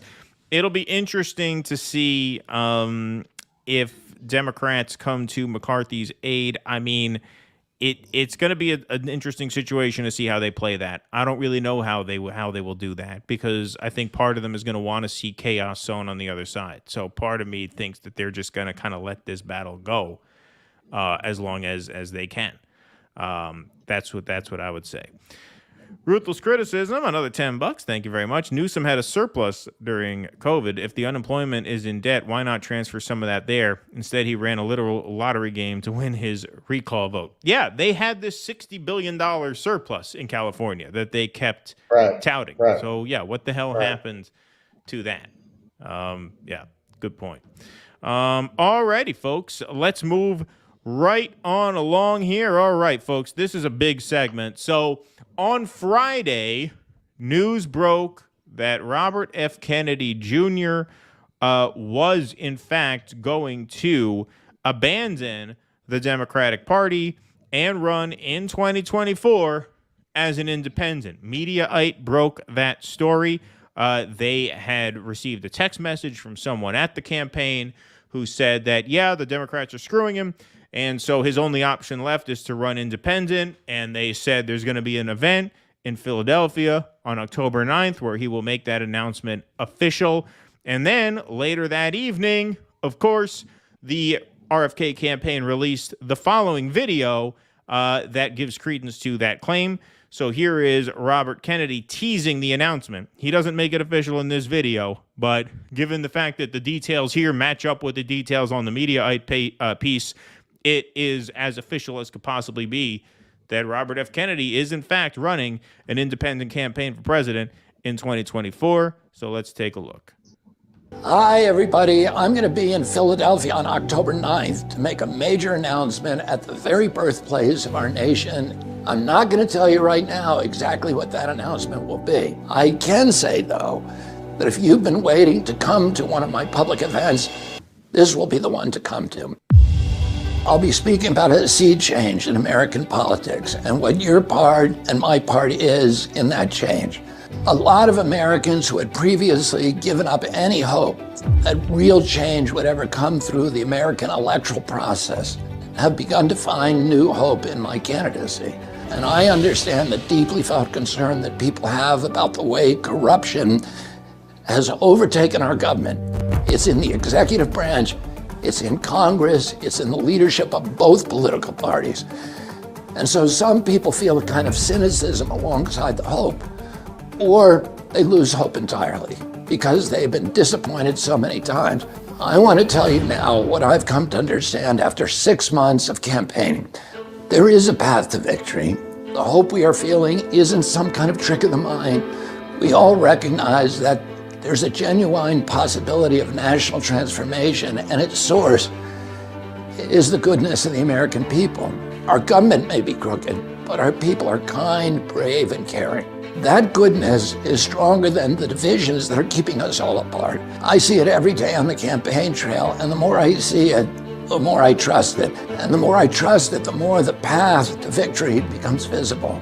So how are we going to win against the established Washington interests? It's not through playing the game by the corrupt rules that the corrupt powers and the vested interests have rigged to keep us all in their thrall. Instead, we're going to have to rewrite the assumptions and change the habits of American politics. We're going to tap into a mighty surge of people power to reclaim an honest, peaceful, just, and prosperous America. So I am inviting you to join me in Philadelphia on October 9th.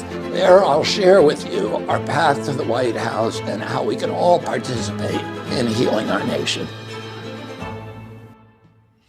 There you have it. So that is a not so veiled way of saying that he is in fact running as an independent. And one thing that I saw in that ad was that, and look, I think he really does believe that people are not as divided as the media would have us think we are. And I think he is sincere in his desire for people to get along a little better and for people to see the best in each other. And that is the kind of message that lends itself to a third-party run, to an independent run. We said from day one that it made no sense for him to run as a Democrat precisely because he had that sort of crossover appeal. Yes, he is popular amongst conservatives, but he also has decent favorability numbers amongst Democrats, amongst liberals. Not good. He's underwater with with Democrats. I mean, you can't stick your thumb in the eye on the two main pillars of what it means to be a liberal now, which is COVID and Ukraine, and have a net favorable rating within the Democratic Party. But his numbers are not bad. Like I said, he's got about 15% support in the polls, maybe a little less, 13.5. But he's got about a 35% approval rating, favorability rating within the party. So he will peel off votes from Biden. And to answer a couple of people's questions in the chat who raised this earlier, well, is this going to hurt Trump more than Biden? I don't think so. I don't think so for the very simple reason that Trump's base is much more solid than Joe Biden's base. That's why I think ultimately RFK is going to drag Biden more than he's going to drag Trump, because Donald Trump has a rock solid floor of support through which he cannot sink. That's been proven over and over and over again. Joe Biden, on the other hand, never had a real base to begin with. And so I think at the end of the day, this is going to hurt Biden more than it will hurt Trump. RFK combined with Cornell in the race gives Biden almost no chance. Almost no chance. And so I think this is obviously a great move. There's a lot to talk about RFK. There's a lot of issues that are raised about RFK. We have raised several of those issues ourselves. I wasn't even interested in litigating his stance on, like, abortion rights or police reform or even the Israel-Palestine thing, which I'm absolutely repulsed by. I wasn't even interested in conversing with RFK supporters or appealing to RFK. Like Max Blumenthal says, well, I want to debate him. Why? Who gives a fuck? As long as he was running as a Democrat, I just didn't care. It was a non-starter. It didn't matter. Now that he's running as an independent, it matters, which is what we said all along. And I didn't expect him to do this, obviously. I'll eat shit about this. But we both said all along, if he runs as an independent, it's a completely different conversation, because now we feel like we may be able to invest in this. So now his stances on these issues become more important and become something that I want to engage with a bit more. When he was running as a Democrat, it was irrelevant. I was not interested. Now I'm interested. So now he has my ear, which means he's got to earn my support, quite frankly, because look, I think there's a lot great about RFK, but I have to tell you, there are certain red lines that everybody has. When you see that video as surfaced around the time that he was going around with Rabbi Shmuley talking up the state of Israel, when we play that video of the Palestinian mother with her young kid crying their eyes out outside of what used to be their home, and then you see the little thug on the roof waving the Israeli flag, I'm sorry, man. If you're not repulsed by that, I can't get my heart and soul invested in your campaign. I just can't. Like, that's just the place I cannot go. It's not to say I don't wish you well. Like I said, if Marianne ran independent, I'd wish her best of luck. I wish RFK best of luck. I wish Cornell best of luck. My support is now available to RFK. It was not when he was running as a Dem. He's still got to come get it, though. I mean, we need to hash out some of these issues here, because this is potentially very important. This is potentially very big. He could fucking win. He seriously could fucking win. But if we're going to be honest with ourselves, if I'm going to be honest with my audience, I mean, I can't. You see Israelis gunning down Palestinians in their homes and in the streets, and that's just the place I can't go if you are to the right of every politician that we see in America here. So that's where I am. I don't want to get everybody too excited, but I don't want to understate the significance of this. This has potential to really shake things up in a major way. Don't follow leaders. Watch your parking meters. I'm done with jumping on people's fucking bandwagons, man. You always end up with egg on your face. Of course. RFK running as an independent doesn't change a goddamn thing about RFK. He's the same fucking crazy bastard who was just running around with fucking Shmuley on his Israel apology tour, and he's the same guy. Now, in terms of the political calculus, yeah, I mean, he would certainly be better than Biden or Trump. And as you say, that cat could win. I mean, he's got it, but if he's running against those two fucking repulsive reptiles, and he's got the Kennedy name. And look, his announcement speech, we were kind of excited. That's why we went and got his book, right? Because we were like, hey, that sounds pretty good, what he had to say about Ukraine. And I mean, certainly be head and shoulders. I would certainly prefer him undoubtedly for president. I mean, look, I would say this. If on election day you got Joe Biden, Donald Trump, and RFK on the ballot, I will vote for RFK. I would say that much. But I'm not gonna cover for him either. I mean, that guy's a fucking crazy bastard. Says a lot of crazy shit. I think based on my experience, you know, past behavior is the best predictor of future behavior. That's not going to stop just because he decided he's going to run as an independent. He might run with the fucking People's Party, in which case we'll be laughing at him next week. Or whatever it is, October 9th. Give it 2 months, it's going to be fucking, you know, the Jews putting fluoride in the tap water or some fucking shit. You know, purifying our natural bodily fluids. Who knows what fucking other. He said crazy shit before. He's going to say crazy shit again. That's who he is. But yeah, man, I mean, certainly head and shoulders above Biden and Trump. And Cornell, I am increasingly convinced that Cornell is not going to be there. You know, I said it early on, and then I kind of shut up about it. The more I see, the more I'm convinced this motherfucker is not going to have the balls to actually be on that ballot in November. Yeah, this might influence Cornel West. This might influence him to drop out because Biden. I just don't see the math for Biden with RFK on the ballot and Cornell on the ballot. Like if Cornell's dragging him down 4 or 5 points, and you got RFK dragging him down another 10 points, because polling did show that about 20% of Democrats would vote for RFK if he ran third party. Because don't forget, as much as these Democrats are fucking Democrats, well, like if he ran 30% party or in the primary. No, if you ran third party. Really? Yeah. All right. Yeah. Now, look, because look, a lot of these Democrats, look, there are still some Bernie Democrats who never got the chance to vote for Bernie on a third party because he didn't have the guts to do a thing like this. And so, yeah, there could be some defectors there. If it's Biden versus Trump, you have 2 failed incumbents, or 1 failed incumbent and 1 failed former incumbent, which creates really, really big opportunities for third-party candidates. And you have RFK, who takes pretty equally from both camps.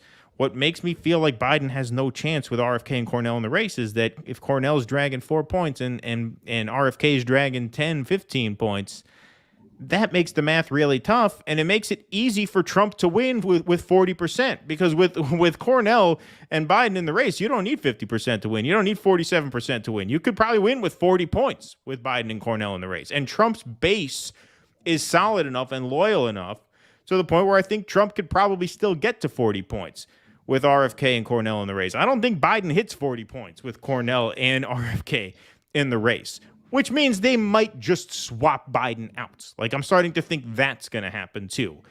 Tucker Carlson gave a speech. I don't want to step on that segment because that's next, where he said, listen, you think the establishment won't pull some kind of switcheroo at the last second if they sense they're losing control? This might not be between Biden and Trump.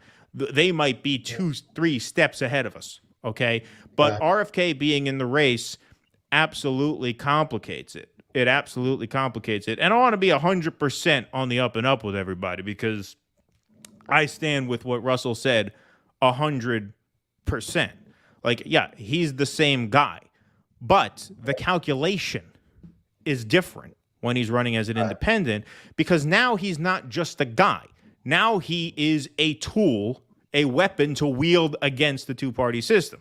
right? So you also now you have to think of him a little bit differently, despite those stances. Sure. I'm not going to stand for anybody, okay? We didn't stand for Cornell. When Cornell fucked up, we called him out for that. What do you think? I'm going to take back everything I said about RFK because he's running as an independent?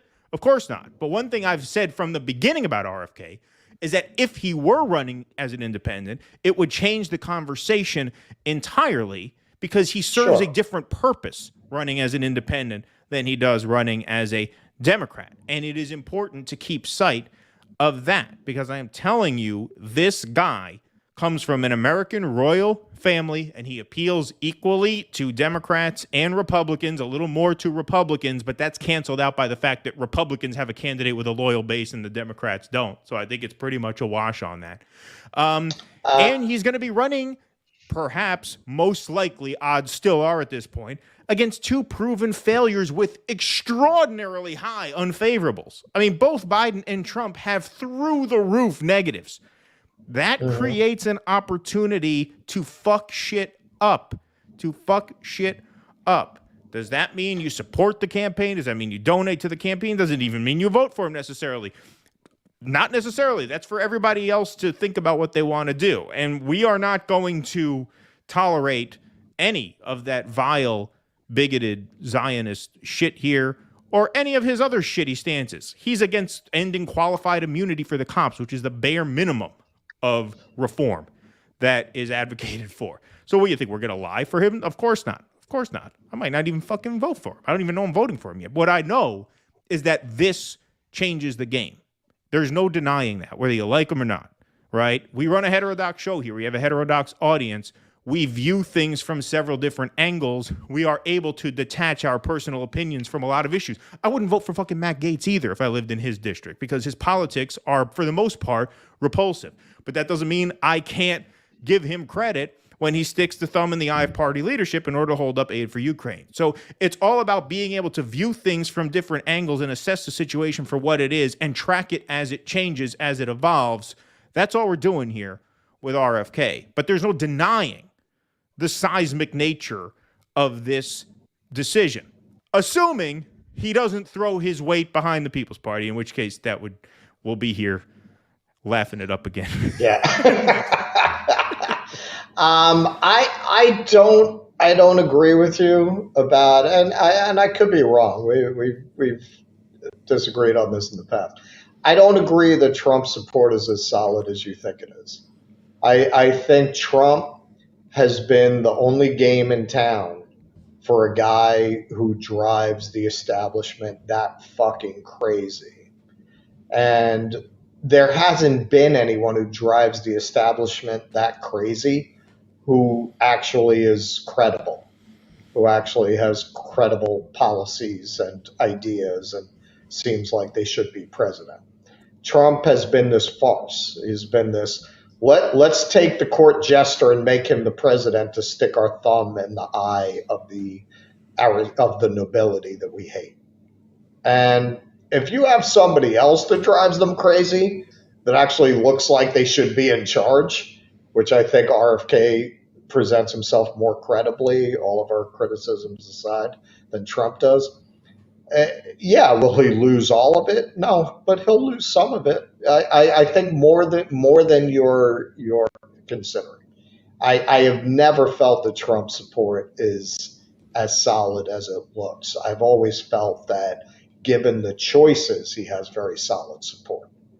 But if you had a better choice that kind of fit that thumb in the eye lane, he'd lose a fair amount of it. We shall see. We shall see. I mean, I hear what you're saying. I think that's valid. But you also have to remember a lot of these Trump supporters, yes, they like him because he's a thumb in the eye, but they're also right-wing. They're also conservative. And, some of RFK's stances are going to be non-starters for them. I mean, RFK said he would sign an assault weapons ban if it made it to his desk. I mean, that right there is a non-starter with a lot of the diehard MAGA base, right? Trump aside. Like, they're not going to vote for someone who says he'd take their gun away if he got the opportunity to, right? So, there's other questions that Trump's base would have for RFK that doesn't make it, a lock that they would switch to him just because he drives MSNBC insane. I think, Trump's support is more solid than Biden's. He's definitely got a more solid base. Yes. Which makes Biden more vulnerable because, look, I was telling my wife the other night when this happened, I said, look, man, it's possible. It's possible. I'm not ready to make this prediction, but I was saying it could come down to if the libs want to block Trump, they might just have to suck it up and support RFK because I really don't see the math for Joe Biden with him in the race. I just don't see it. So, if they're really afraid of Donald Trump, they might have no fucking choice. Because RFK is a liberal at the end of the day. I mean, he's a liberal. He still is a liberal. Okay, but remember what the media is going to do to him, and they just do what their media tells them. Like Joe Biden, you could run a fucking oven mitt with these people. If fucking Rachel Maddow tells them to vote for it, they'll vote for it. It doesn't really matter who the candidate is. They're going to give RFK the full treatment. So you're not going to get a lot of those MSNBC libs. And who else is voting for Joe Biden other than those people? Well, this is what I mean by this is the other part of my theory, which is they might have to swap Biden off that ticket. They might have to. I just don't see how he can win with RFK and Cornell on the ticket. I just see that as impossible, which is one of the reasons why I suspect Cornell will drop out, because now Cornell might take a look at this and be like, oh, wait a minute. Now I'm definitely going to cost Biden the race. Before, it was, 50-50, maybe 75-25, I won't. There was a chance that I'd cost him the race before RFK got in. Now, if RFK is pulling support from Joe Biden and I'm pulling support from Joe Biden, he can't win. That might be enough to scare him off. I'm not saying that will happen, but I think there's definitely a chance of that. It's more likely today than it was on Thursday for sure. More and more, the more I see what Cornell will say and won't say, the more I say, in April, he's going, Joe Biden or whoever agreed to this and that, and we have to beat fascism, and I've extracted concessions. He's not acting like a guy who's willing to nadir himself. He's just not. Right. Yeah, no, I see that. Alrighty. Why don't we do our next segment here? Courtney, member chat here, says prediction now, RFK will get 8 times the votes as Cornell. Well, yeah, he's definitely positioning himself as someone who's more interested in expanding his coalition than is Cornell West. Yeah, Chris H. says, there are rumors that he may join the People's Party. I hope not. The thing about this is, I know he's been in talks with the Libertarians, and because the Libertarians don't have someone yet, I'm thinking and hoping that he runs with them because, look, it's early, yes, but it's not very early at this point. At this point, it is too late to jump onto a party with no ballot access and no infrastructure and build a campaign. Yeah, it's early, but it's October. It's not May. The election's in 1 year. Now is the time where you really have to have a machine up and running if you want to get all your ducks in a row to actually make a serious run. And so at this point, the Libertarian Party would be by far his best bet. And we have some information that says that, he has been in talks with the Libertarian Party. And so that would very clearly, I think, be the way to go. Well, and supposedly, look, in terms of whether he could win, we talked a little bit when we did our brief video about this. He's going to need money, but the Silicon Valley people love him. So, that if he ran as a libertarian, that's kind of where they're coming from. He could get a lot of that Elon money, a lot of that Zuckerberg money. He could get the kind of support that he would need to win. Yeah, no, absolutely. Dwayne says, I agree with Keaton, but I don't vote for Zionists. No, I understood. Absolutely. Absolutely. That does not change whatsoever. And, now, I mean, look, the other thing is, I mean, he seems very dug in on that issue, right? So I don't want to give him like the benefit of a strong doubt and say that he was only doing that to defend against attacks that he was anti-Semitic, because the media is going to smear him as anti-Semitic. They'll smear anybody. They said Bernie Sanders was an anti-Semite. Like, there is a playbook that they go to when they want to discredit someone. Well, and when you're running as a Democrat, you have to be extra vigilant about combating those smears, because you need these fucking morons in the Democratic Party electorate who trust what the media says. You need them to vote for you. So that changes the way you react to those things, right? Which could be part of the reason why he ran to Shmuley when they made that accusation against him. Part of it. Now that he's an independent, he does not have to do that anymore, because there's a whole nother world of voters that is now available to him as an independent. Once again, I don't want to be seen as covering for the guy, because he seems like a true believer, and that's terrible. And that has to change if he wants me to tell people to support his campaign. Obviously, no question about that. And for everybody who says it's only one issue, first of all, it's a huge issue. Like I said, if you're not repulsed by this shit that you see, by the treatment of the people in Gaza and the West Bank, you're not a person I trust with any kind of power. That's number one. Number two, it's not just one issue. It has tentacles into other issues. There's a reason he sounds like a neocon on Iran. That has a lot to do with the fact that he is a sponge for Zionist propaganda. And so, yes, obviously, all of those things still remain. Still remain true. Yeah, exactly. All right. I mean, look, man, we're commentators. We don't need to get behind anybody. No, of course not. Of course not. Bunch of fucking punk ass bitches. Fuck 'em. Absolutely. DC, what do y'all have against the People's Party? Well, they had a chance to show that they could get their shit together, and it seems like almost every person who's worked with them has felt burned and that they couldn't. So that's one thing. I was an initial supporter of theirs. I interviewed Nick Branagh twice. I had very good interactions with him. I liked everybody who I spoke to over there. At this point, it's too late to run with them. It's too late in the calendar to join an organization that doesn't have any infrastructure built out. Right. This is not April. If he wanted to fucking do that, the moron should have run with them to begin with, which is what we were fucking saying he should have done. We were saying back when he launched his campaign, March, we were saying, hey, asshole, everything that we say about the Democratic Party is true. You are going to come around eventually. Do it now. If this were March and he decided to run with an upstart organization like that, he may have had a chance. I think it's far too late in the game to do that. So yeah, if he wanted to do that, he should have taken our advice from fucking day one. But hey, I mean, the Libertarians, because the Greens, you got the whole Cornell thing, why deal with that? So yeah, I mean, the Libertarians actually, don't they have more infrastructure than the Greens in terms of ballot access? I think they have a relatively equal amount of ballot access, but they have better funding than the Greens, I think. Which makes sense because, their ideology is pretty attractive to rich people.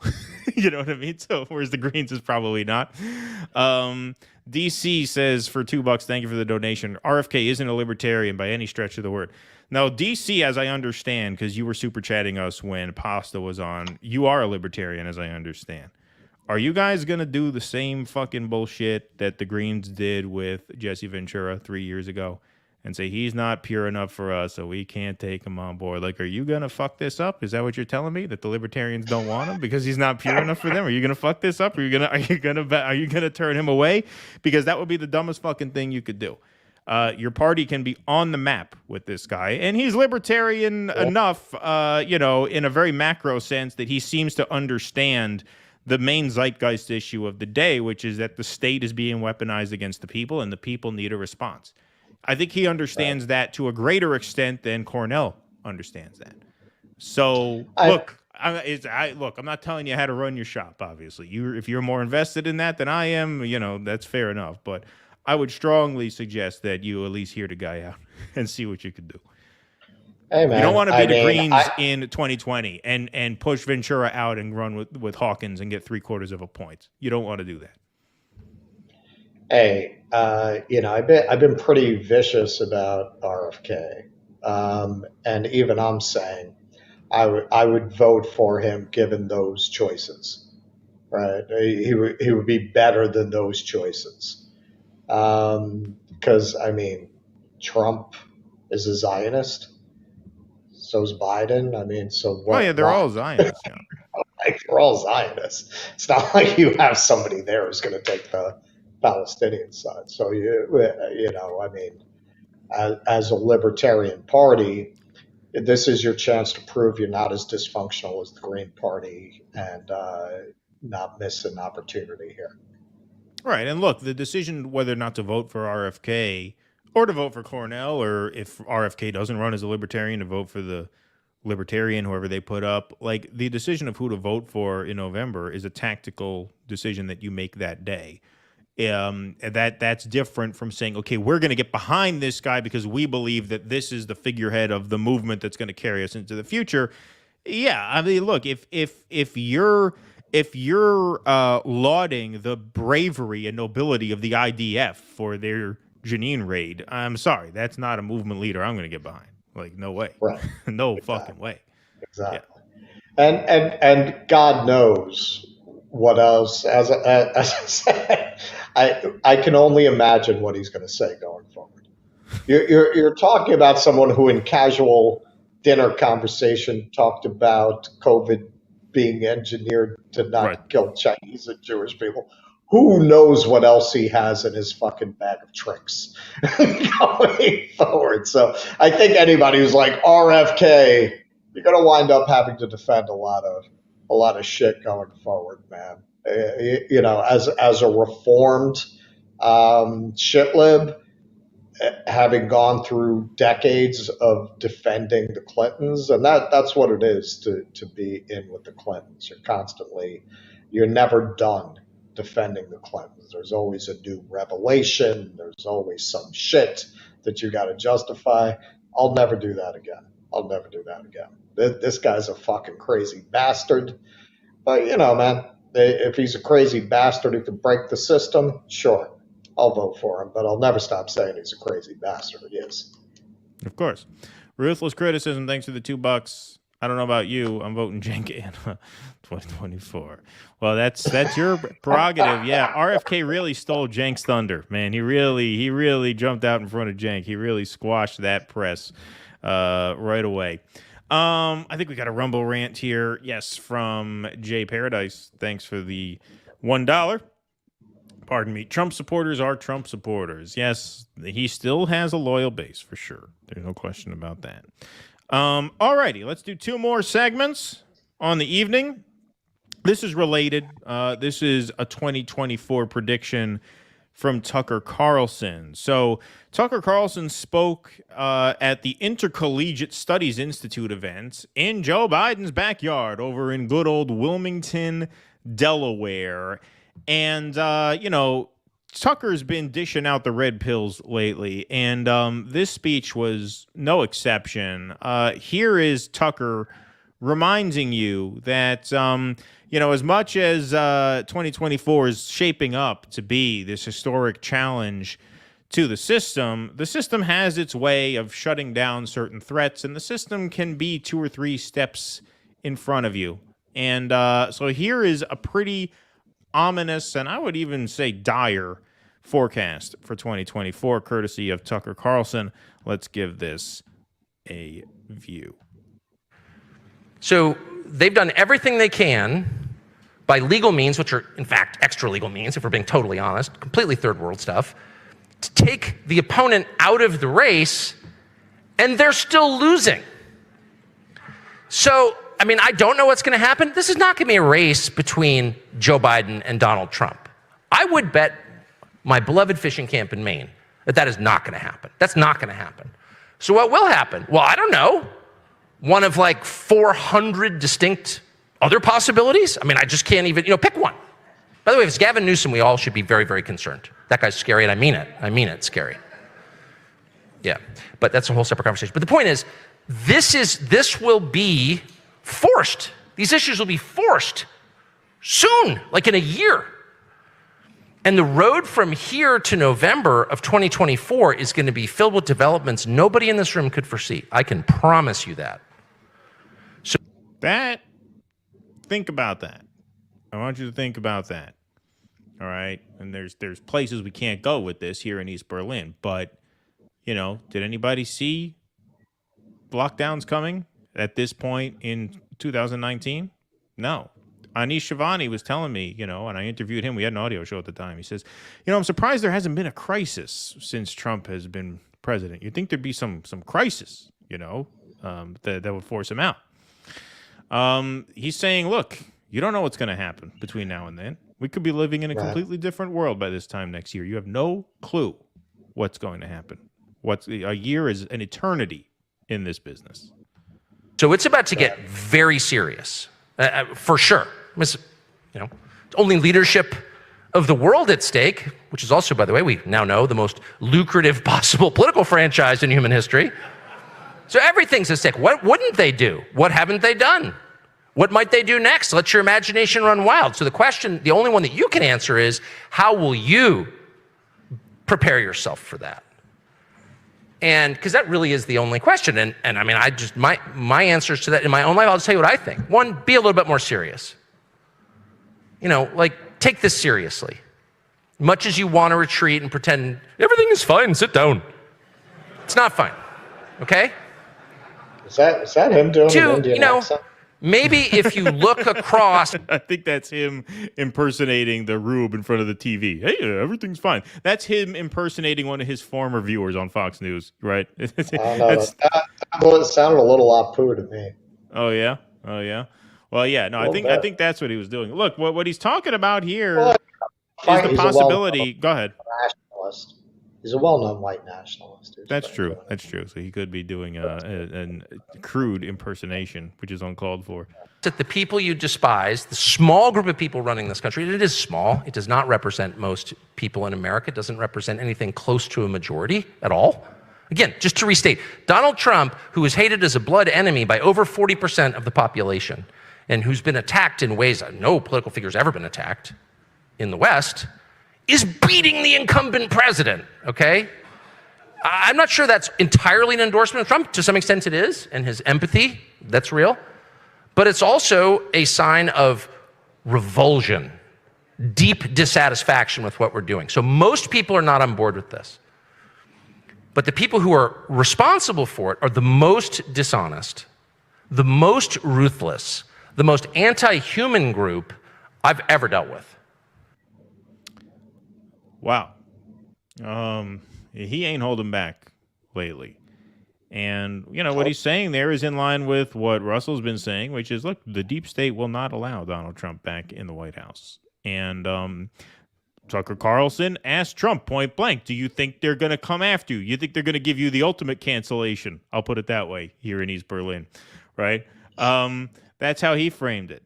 We're already seeing efforts to take Trump off the ballot using the 14th Amendment as a justification, right? That's another, more peaceful way they can choose to go about it if they want. He's on trial 5 times. You don't know what they have up their sleeve. There's just no way of knowing. That's what he's trying to communicate there. Yeah. So he's saying everybody's living in this blue pill world where we're like, oh, yeah, polls look pretty good for Trump. And, you don't know what the fuck's going to happen. It could be, it might not be Trump versus Biden. They're already, there's major noise now about replacing Joe Biden.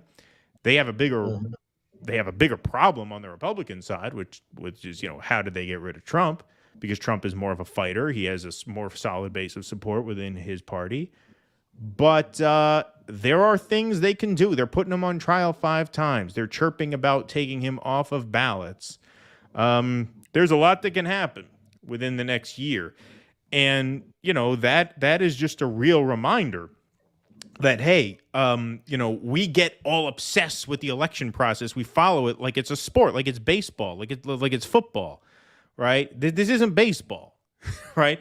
This is not a fair game that we're watching here, all right? We see the tip of the iceberg. There's a whole world that goes on underneath what we actually get to see. And the people who are trying to manipulate outcomes are hard at work manipulating outcomes in ways that we are not aware of yet. And so, that makes you think. that speech. And, you know, he's had a lot of speeches like That's that recently. You can see why he's not on Fox anymore. It means little right? Brasi sleeps with the fishes. I mean, they can't have the guy on fucking Fox News talking like that. Forget about it. Forget about it. Well, that's why, I mean, we said from the beginning when he got pulled off Fox that he's far more dangerous off Fox than he ever was on Fox. Right. You know, because you always knew this was basically the kind of shit he wanted to say. He certainly walked right up to the line of it. You knew once they took all restraint off, this was where he was going to go. Right. He was going to go with this, you know, just full-on critique of the deep state. Because not only is he unrestrained now, he's pissed. Right now, he's got an axe to grind against the network that screwed him, against, you know, the establishment. Go ahead. Sorry. Right. You know, I've been saying from the beginning, you know, me and Tucker have been talking, trading notes. Who do you think took those pictures of Russell in Athens today? That's right. We're hanging out here. We've been throwing back some Uzo. That I think is the reality. They just will not let Donald Trump be the fucking president again, by hook or by crook, whatever it takes. So Carlson is absolutely right. There's no telling who this race is actually going to be between. In terms of who knows where we'll be in a year. You know, man, I mean, I've said this on the show before. Like, why did I take this trip now? Yeah, you know, partly because my best friend died suddenly. It had an impact on me. Like, yo, do these things now. But why now? Because I don't assume you can in a year. That's why. Like, I can't assume. Oh, you know, man, I mean, yeah, this isn't the time. Well, you don't know that it's going to be possible in a year. We could be in fucking World War III. Right. Like, there's that this too. may be the last window to go do things like this right now. So if you're going to do it, you better go do it now, man. Because World War III breaks out. No, it's going to put a real fucking dent in the tour industry. Yeah. Touring around. And I personally, I mean, I honestly believe that. Not necessarily World War III, although I think there's better than even odds on it. We're going to a really dark place, I think, as a civilization. We're about to enter one of those really dark periods. And the assumptions of the second half of the 20th century, which have kind of lingered into the beginning of the 21st, even as they've deteriorated, the assumption of what kind of world we live in and what the basic stable points of that world are, that's all coming to an end. That's all collapsing. And what that transition looks like, as Carlson is saying, he's absolutely right. Nobody can say what that looks like, but I think we can safely say it's going to be a lot of instability and a lot of pain for a lot of people as those institutions crumble. Yes. And we stumble along to try to figure out what's going to take its place. And that's going to be a very different world. It might not be one we like very much. Yeah, I mean, the important thing also to keep in mind here is that the established, like, I think the fact that Trump won the first time gave people a sense that it was actually possible to throw a brick through the window of the system, right? Because that time, the establishment was kind of flat-footed. They were arrogant. Up until 9:30 p.m. on November 8th, 2016, the establishment was laughing at how easy they had it because they were 100% sure that Hillary Clinton was going to win. It was not until 9:30 p.m. on election night when Trump took the lead in Florida that they realized, oh, fuck, we slept on this guy, and this is actually going to happen. But don't forget, they didn't just sit back and say, oh, yeah, it's Trump versus Hillary. Maybe Trump will win. Let's see what happens. Hey, you know, if they elect Trump, they elect Trump. What's it? No. That wasn't their attitude. They were so arrogant, they were sure Clinton was going to win. Past that point, they're not so arrogant anymore, okay? They're tuned into what's going on now. Now they're capable of getting a few steps out in front of it. Exactly. Yeah. They're not going to be taken by surprise this time, which means we're going to get taken by surprise because we don't know what's coming down the pike. What curveball are they going to throw at us next? That's going to change the game to the point where whatever we're talking about now, about, maybe RFK will take 10 points from, yeah, not to shit on our last segment, but but we don't know we don't know how relevant that's going to be in 6 or 8 months. Well, and as some people have brought up, and we got to be careful talking about this in East Berlin, especially given the family history. And I'm not a Camelot guy. There's a lot of dark shit about the Kennedys. I'm not saying no, but given the history, the fact that Biden refused to give Secret Service protection. There was already a guy. Yeah, I mean, they already had a scare.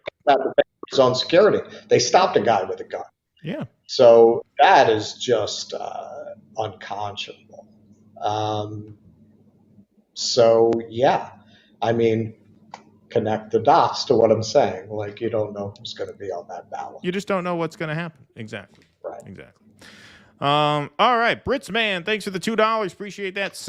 A shout out to my fellow JOOS, also sick of the Zionist BS. Yes, indeed. Courtney Conover, thanks for the $10, Courtney. Appreciate that. Correcting the record for you, Greens 18 states ballot access, no money. Libertarians 43 states ballot access, no money. No, they don't have much more at all. Well, they should. Don't they have fucking Peter Thiel's email? Isn't he a libertarian? What's going on? What, they can't get a check in the bank? What the fuck's the problem? They should be able to fix that with one phone call. Yeah, they make 3 phone calls to the right people. They'll have a nice little bank account going. But I didn't know that the Greens only had 18. That's interesting. That is interesting. I did not know that. They only have 18, really? Yeah, I'm surprised because I'm hearing that they have 40 plus. So, hey, Courtney, maybe we can have you come on the show and we'll do a Green Party episode. We'll do like a special thing because you've been talking a lot about it, and we've been saying we want to look into it. So, rather than us doing the research, why don't we just interview you? That'll be a lot easier for us. We'll have to do a lot less preparation. I think that's a good idea. Just let her talk. Yeah, why would we do the work when Courtney's willing to? Courtney's willing to come on and tell everybody for us. Exactly. What are we, schmucks? We are JOOs after all. We know how to work that shit. DC, right. Thanks for the $2. True people. Yeah, exactly. I'll likely be voting for Vermin Supreme. Oh yeah, I wonder if he's running. He should run with the People's Party. That would be fun. Thank you, DC. Keith M. Thank you. Considering Vermin Supreme as a backup. Oh, we got some love for Vermin Supreme here in the chat. We're talking about Extra Bulla getting back in the race now that there seems to be a new opening up. Maybe that could happen. That would be fun. All right, we'll take some more super chats before we leave at the end, but we are getting near the end of. What's that? Maybe Chappelle will run for real. Yeah, that would be something, huh? That's my number one choice for president. Number one choice. Vote for him again. You're just going to keep voting for him until he runs. All righty, folks. So we got one more segment that we're going to do this evening. This was trending nationally for a while on Friday because it caught everybody by surprise, even here in New York. But New York City suffered some truly epic flooding on Friday, and it was very much a surprise. A lot more rain fell than they were expecting, at a much faster rate than they were expecting, and the sewer system could not handle it. The sewer system is designed to intake up to 1.7 inches per hour, and the rainfall was obviously far worse than that. And so we had a real scare in New York over the weekend. We got hit with a little bit of it up here. We were supposed to get more than we did yesterday, actually. But Friday in New York City looked a little something like this. We intercut this with some commentary from the quintessential New Yorker, giving the most New Yorker type commentary you can give on a situation like this. So here's an example of what went down in the city on Friday. Look at this fucking shit. Look at this. Look at this.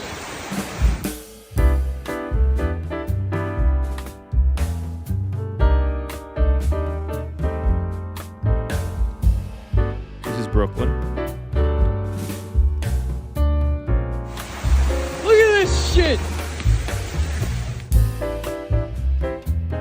Commuter bus.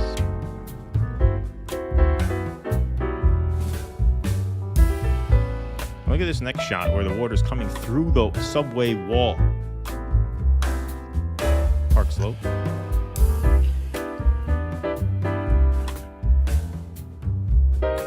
Chelsea subway. Look at this. Fucking dangerous.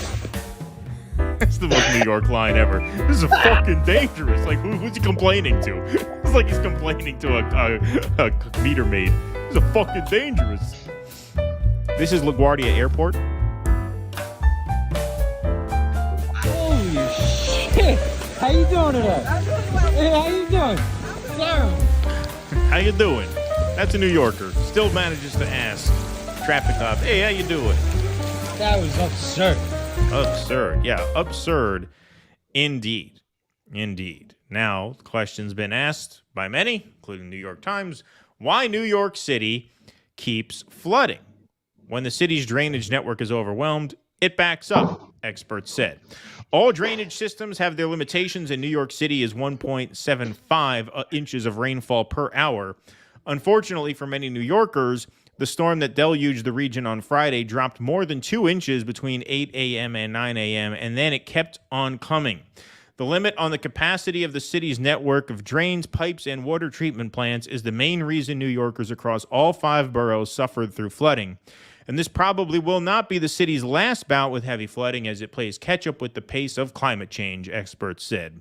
This changing weather pattern is the result of climate change, and the sad reality is that our climate is changing faster than our infrastructure can respond, said Rohit Agrawala, commissioner of the New York City Department of Environmental Protection. The rush hour downpour on Friday overwhelmed the 7,400 miles of pipes that carry stormwater and sewage under the city's hard surfaces, the treatment plants, or into the nearest rivers and bays. The runoff backed up into the streets, causing flooding that swamped cars and seeped into basements and subway stations in Brooklyn and Queens. My old neighborhood, Williamsburg and Greenpoint, they got severely flooded. About 60% of New York City has a drainage system that combines storm runoff with sewage in the same pipes. So you can imagine this. When the flow through those pipes, is more than double what the sewage treatment plants were designed to handle, the excess, a mix of rain and untreated sewage, which is why, as the gentleman said, it's fucking dangerous out here, goes straight into local waterways like the Gowanus Canal in Brooklyn, the East River, or Jamaica Bay. But as the sewer system backs up, some of that untreated wastewater winds up in the basements of homes and businesses around the city, said Dave Balkin, who runs Balkin Sewer and Water Main Service in the Richmond Hill section of Queens. When it gets inundated to this degree, it backflows, Mr. Balkin said. That's when regular people start having sewer water bursting out of their drains or their basement toilets. His company was getting tons of calls from distressed and disgusted homeowners on Friday. He said he responded as a courtesy, but at the time it's happening, there's nothing you can do for them. So obviously, total bedlam in New York City. On a lighter note, the sea lion briefly escaped Central Park Zoo enclosure in New York floods. So, yes, the water was so high that the sea lion at the Central Park Zoo saw an opportunity to make a break for it. So here is the Central Park Zoo. This is the sea lion exhibit, which for those who have never been, lovely zoo, by the way, amazing place. The sea lion exhibit is really like the centerpiece of the zoo, right? It's kind of in the main concourse when you come in. This is kind of the place where groups congregate and things like that. Without entering the zoo. What's that? And you can actually see that without entering the zoo. Right. Yeah. Like if you just see it. Or the zoo. Exactly. So here is the sea lion exhibit on a normal sunny day with not much going on. And here's the sea lion exhibit on Friday with the sea lion scoping it out atop that perch and being like, hey, it looks like I can make it the fuck out of here. And so she did. She got out and she had to swim around.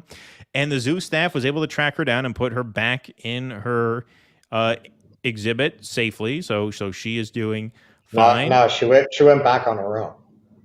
Oh, she did? Yeah. Oh, that's interesting. I thought that they were able to track her down. No, she just went back. I guess she knows where her bread's buttered. She knows where the fish are fed. Exactly. Right? That's Exactly. interesting. I must have read that wrong. But yeah, good to know. All right. Well, that's better then. She at least knew how to get back home. But so she had a little rainy day on the town. Which yeah. But yeah, this is it's interesting because you'll see a lot of people blame the city's infrastructure for this, and then you have the city saying that, well, the infrastructure is only designed for 1.7 inches per hour, and now at this point, the cost of repairing it, they estimated at $100 billion would be the cost of repairing these. $100 billion. That's a lot of money even for New York City. At this point, it seems more likely that they're just going to kind of let this shit happen and then just blame it on the environment, blame it on climate change. Hey, no, there's nothing we could do. I mean, at this point, it's kind of unsolvable if you're really being honest.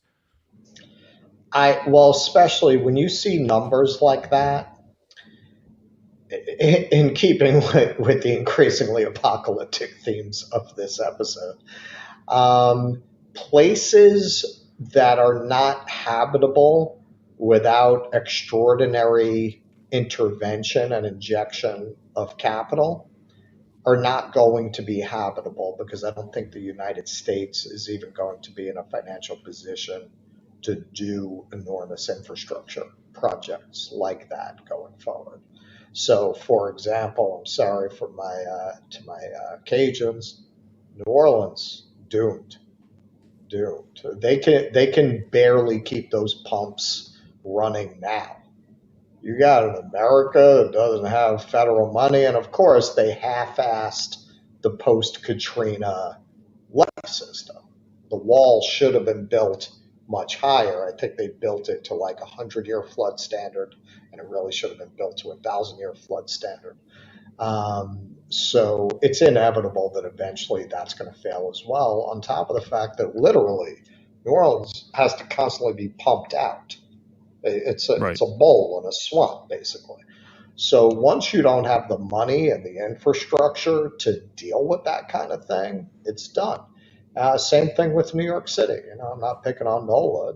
This is a good example of, especially when you look at the relative scale and scope of New York City, the money that it would take to really climate change proof New York, that's not going to happen. It's just not going to happen. I don't believe America's going to have the resources to do that going forward. So you are going to see in New York, I'm not saying it's going to be abandoned, but you're going to see a New York that has regular flooding on 23rd Street, regular water pouring through New York at certain times of year. I mean, Venice, they live like that. I was just there, and there was, I did my research. Yeah, like St. Mark's Square, which is the main area there, that floods all the time.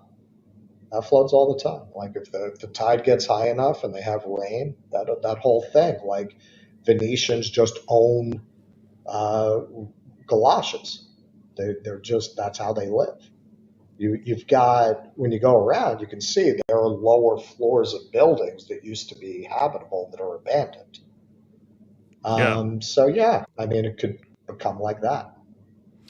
Yeah, we rode out Sandy in the city. We lived in Greenpoint at the time, and Greenpoint and Williamsburg are kind of lower, and so they get flooded fairly easily. And so most of that area was under mandatory evacuation orders during Sandy. We lived on Meeker. We lived on Sutton Street, rather, between Driggs Avenue and Meeker Avenue. So, like, for those of you who don't know the area, Brooklyn Meeker Avenue is like the kind of the barrier between Greenpoint and East Williamsburg. And so literally the corner of Driggs and Sutton was the edge of the mandatory evacuation zone. So we were literally half a block from where we would have to leave.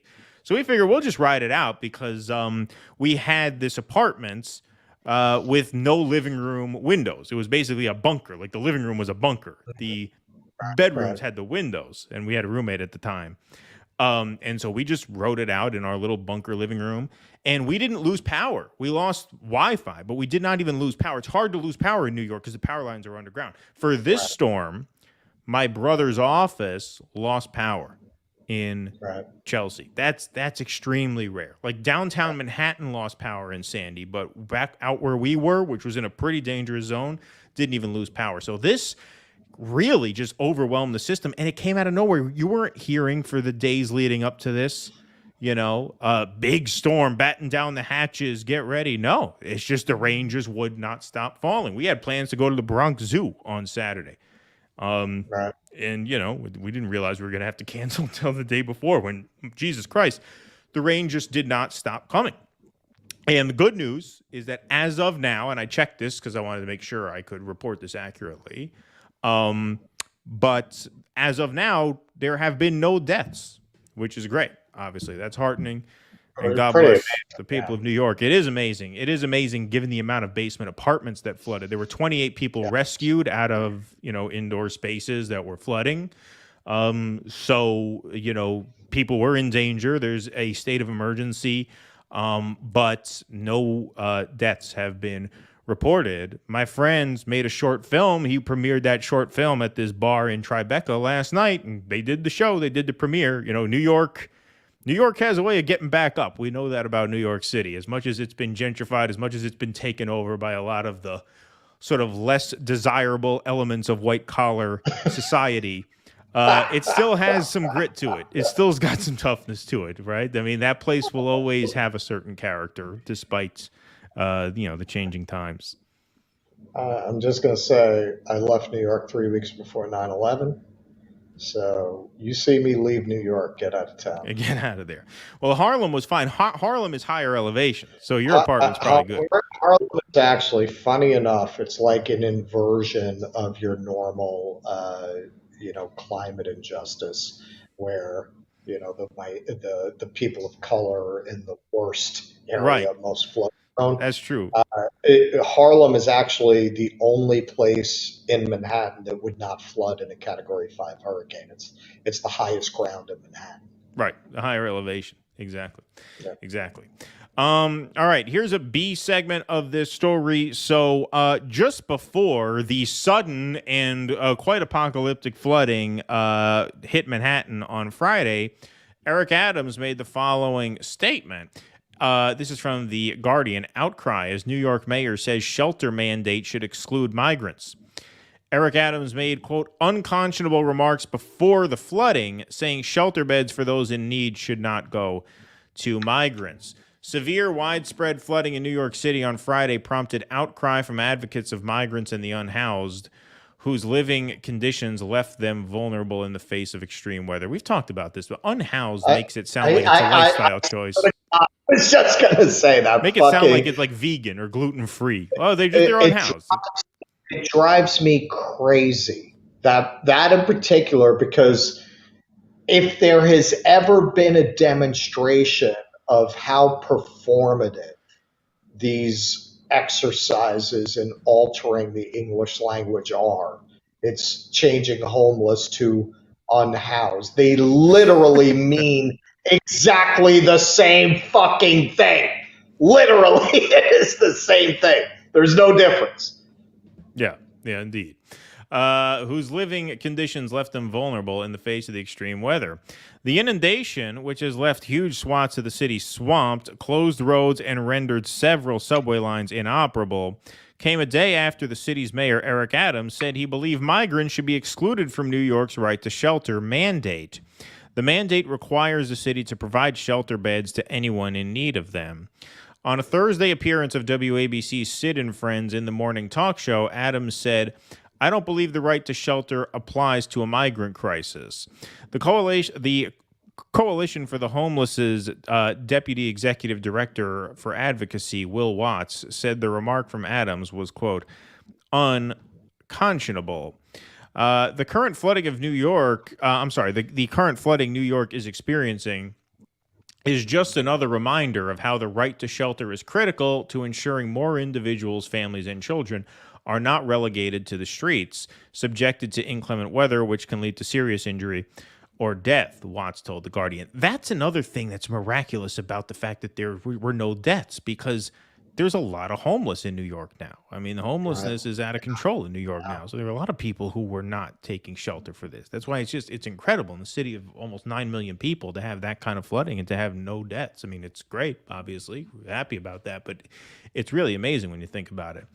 That's why it's unconscionable that Mayor Adams and Governor Hochul are even considering weakening that fundamental right, especially as winter is approaching. Yeah, I bet you're going to withhold your vote from them next time, are you? No, I don't know. It sounds like a lot of these guys are blue no matter who at the end of the day. But Hochul and Adams issued a state of emergency Friday morning that urged New Yorkers to stay home.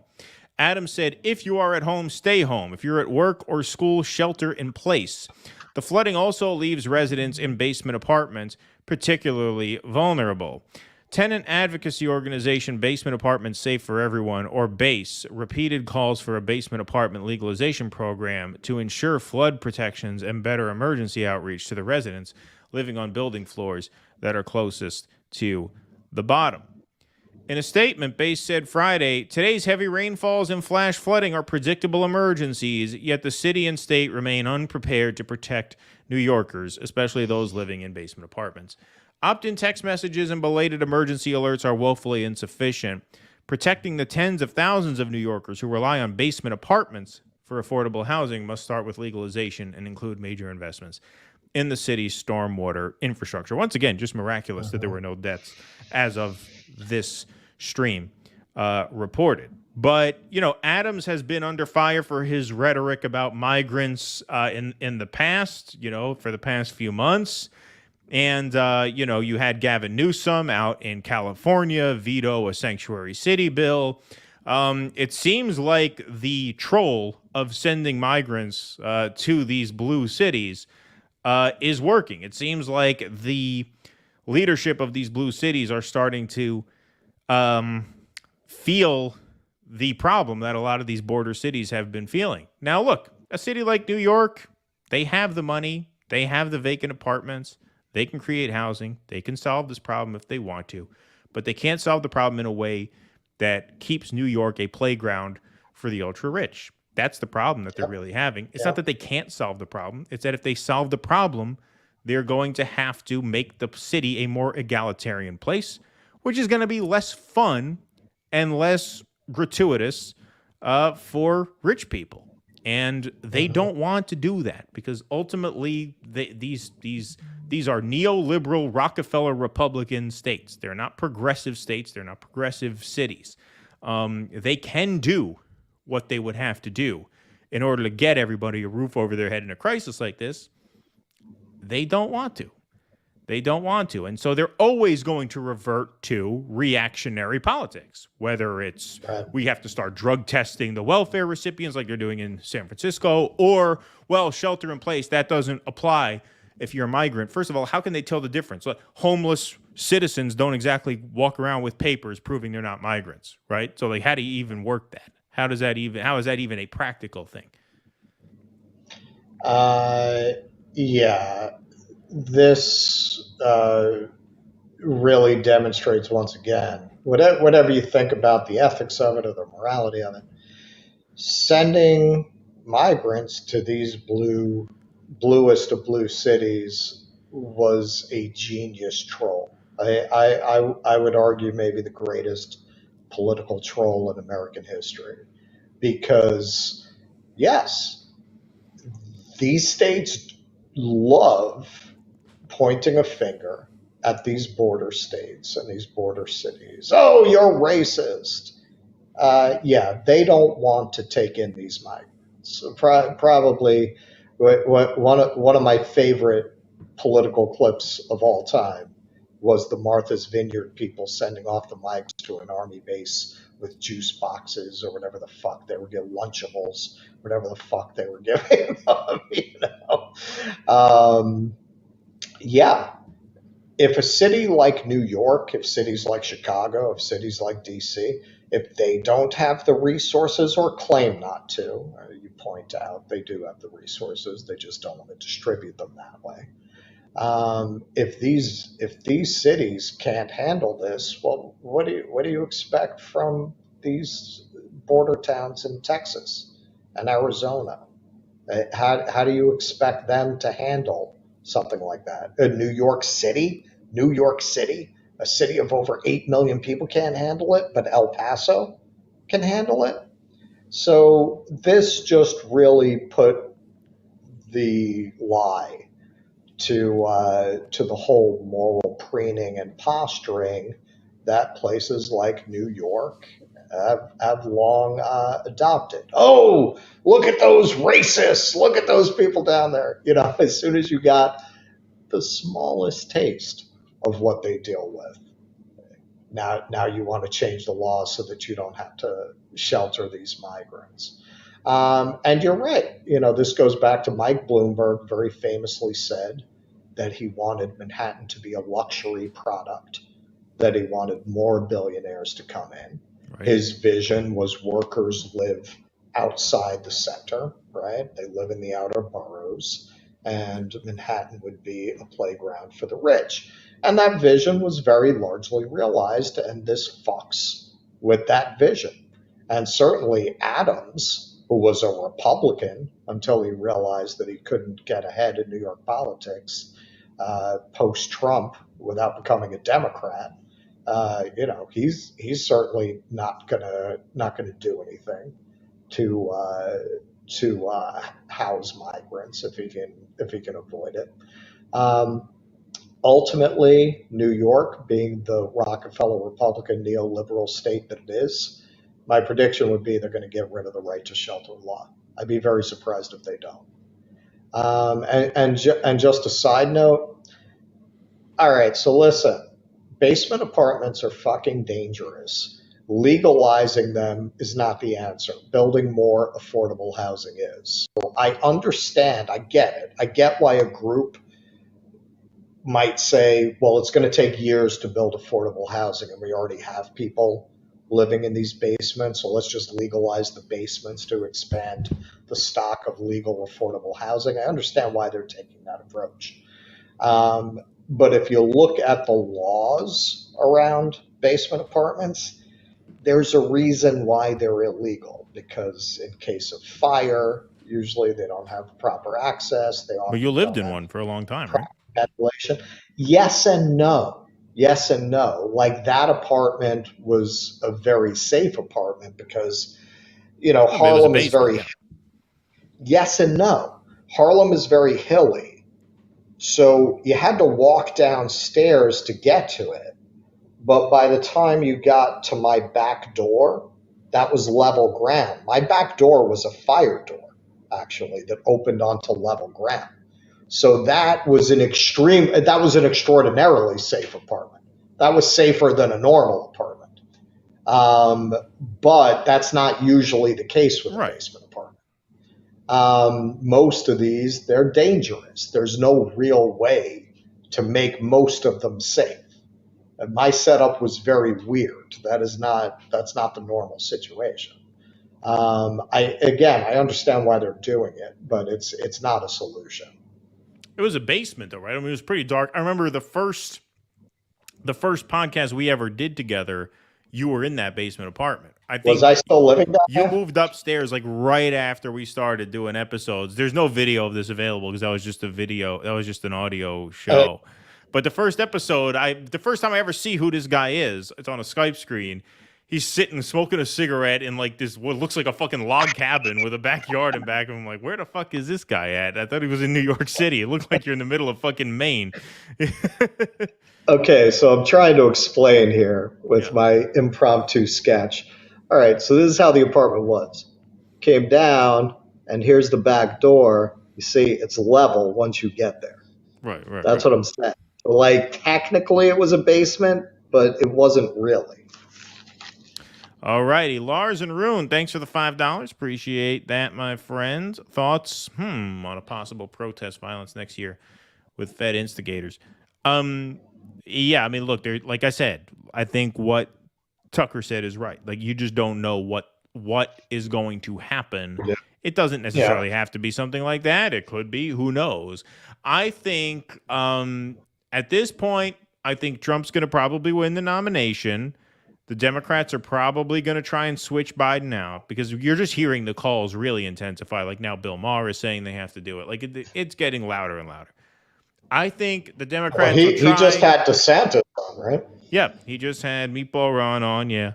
I think Trump's going to win the nomination, and I think the Democrats are going to try and swap Newsom for Biden and hope that that handles it, right? Hope that Newsom can beat Trump. I don't know how good a plan that is. If that looks good, they might let it go and have Trump lose, and all will be well in the world in their view. If that doesn't, pan out, yeah, I mean, we don't know. We don't know. So I hope that answers your question. I mean, there's no real way to answer it, but it was a good question. Pardon me. Thank you, Mescalito, for the $10. Did you hear the TikTok of RFK? Would be, I don't want to take a chance and even say that word out loud, but dude made first TikTok before going to rally, mentioned both Rumble and Trump. That strikes me as creepier than the attempt. Yeah, I haven't heard any of that. I have not heard that, but that's interesting. Thank you, though. You guys are the first working class Jews I've ever met, and I got to say it's a powerful combination.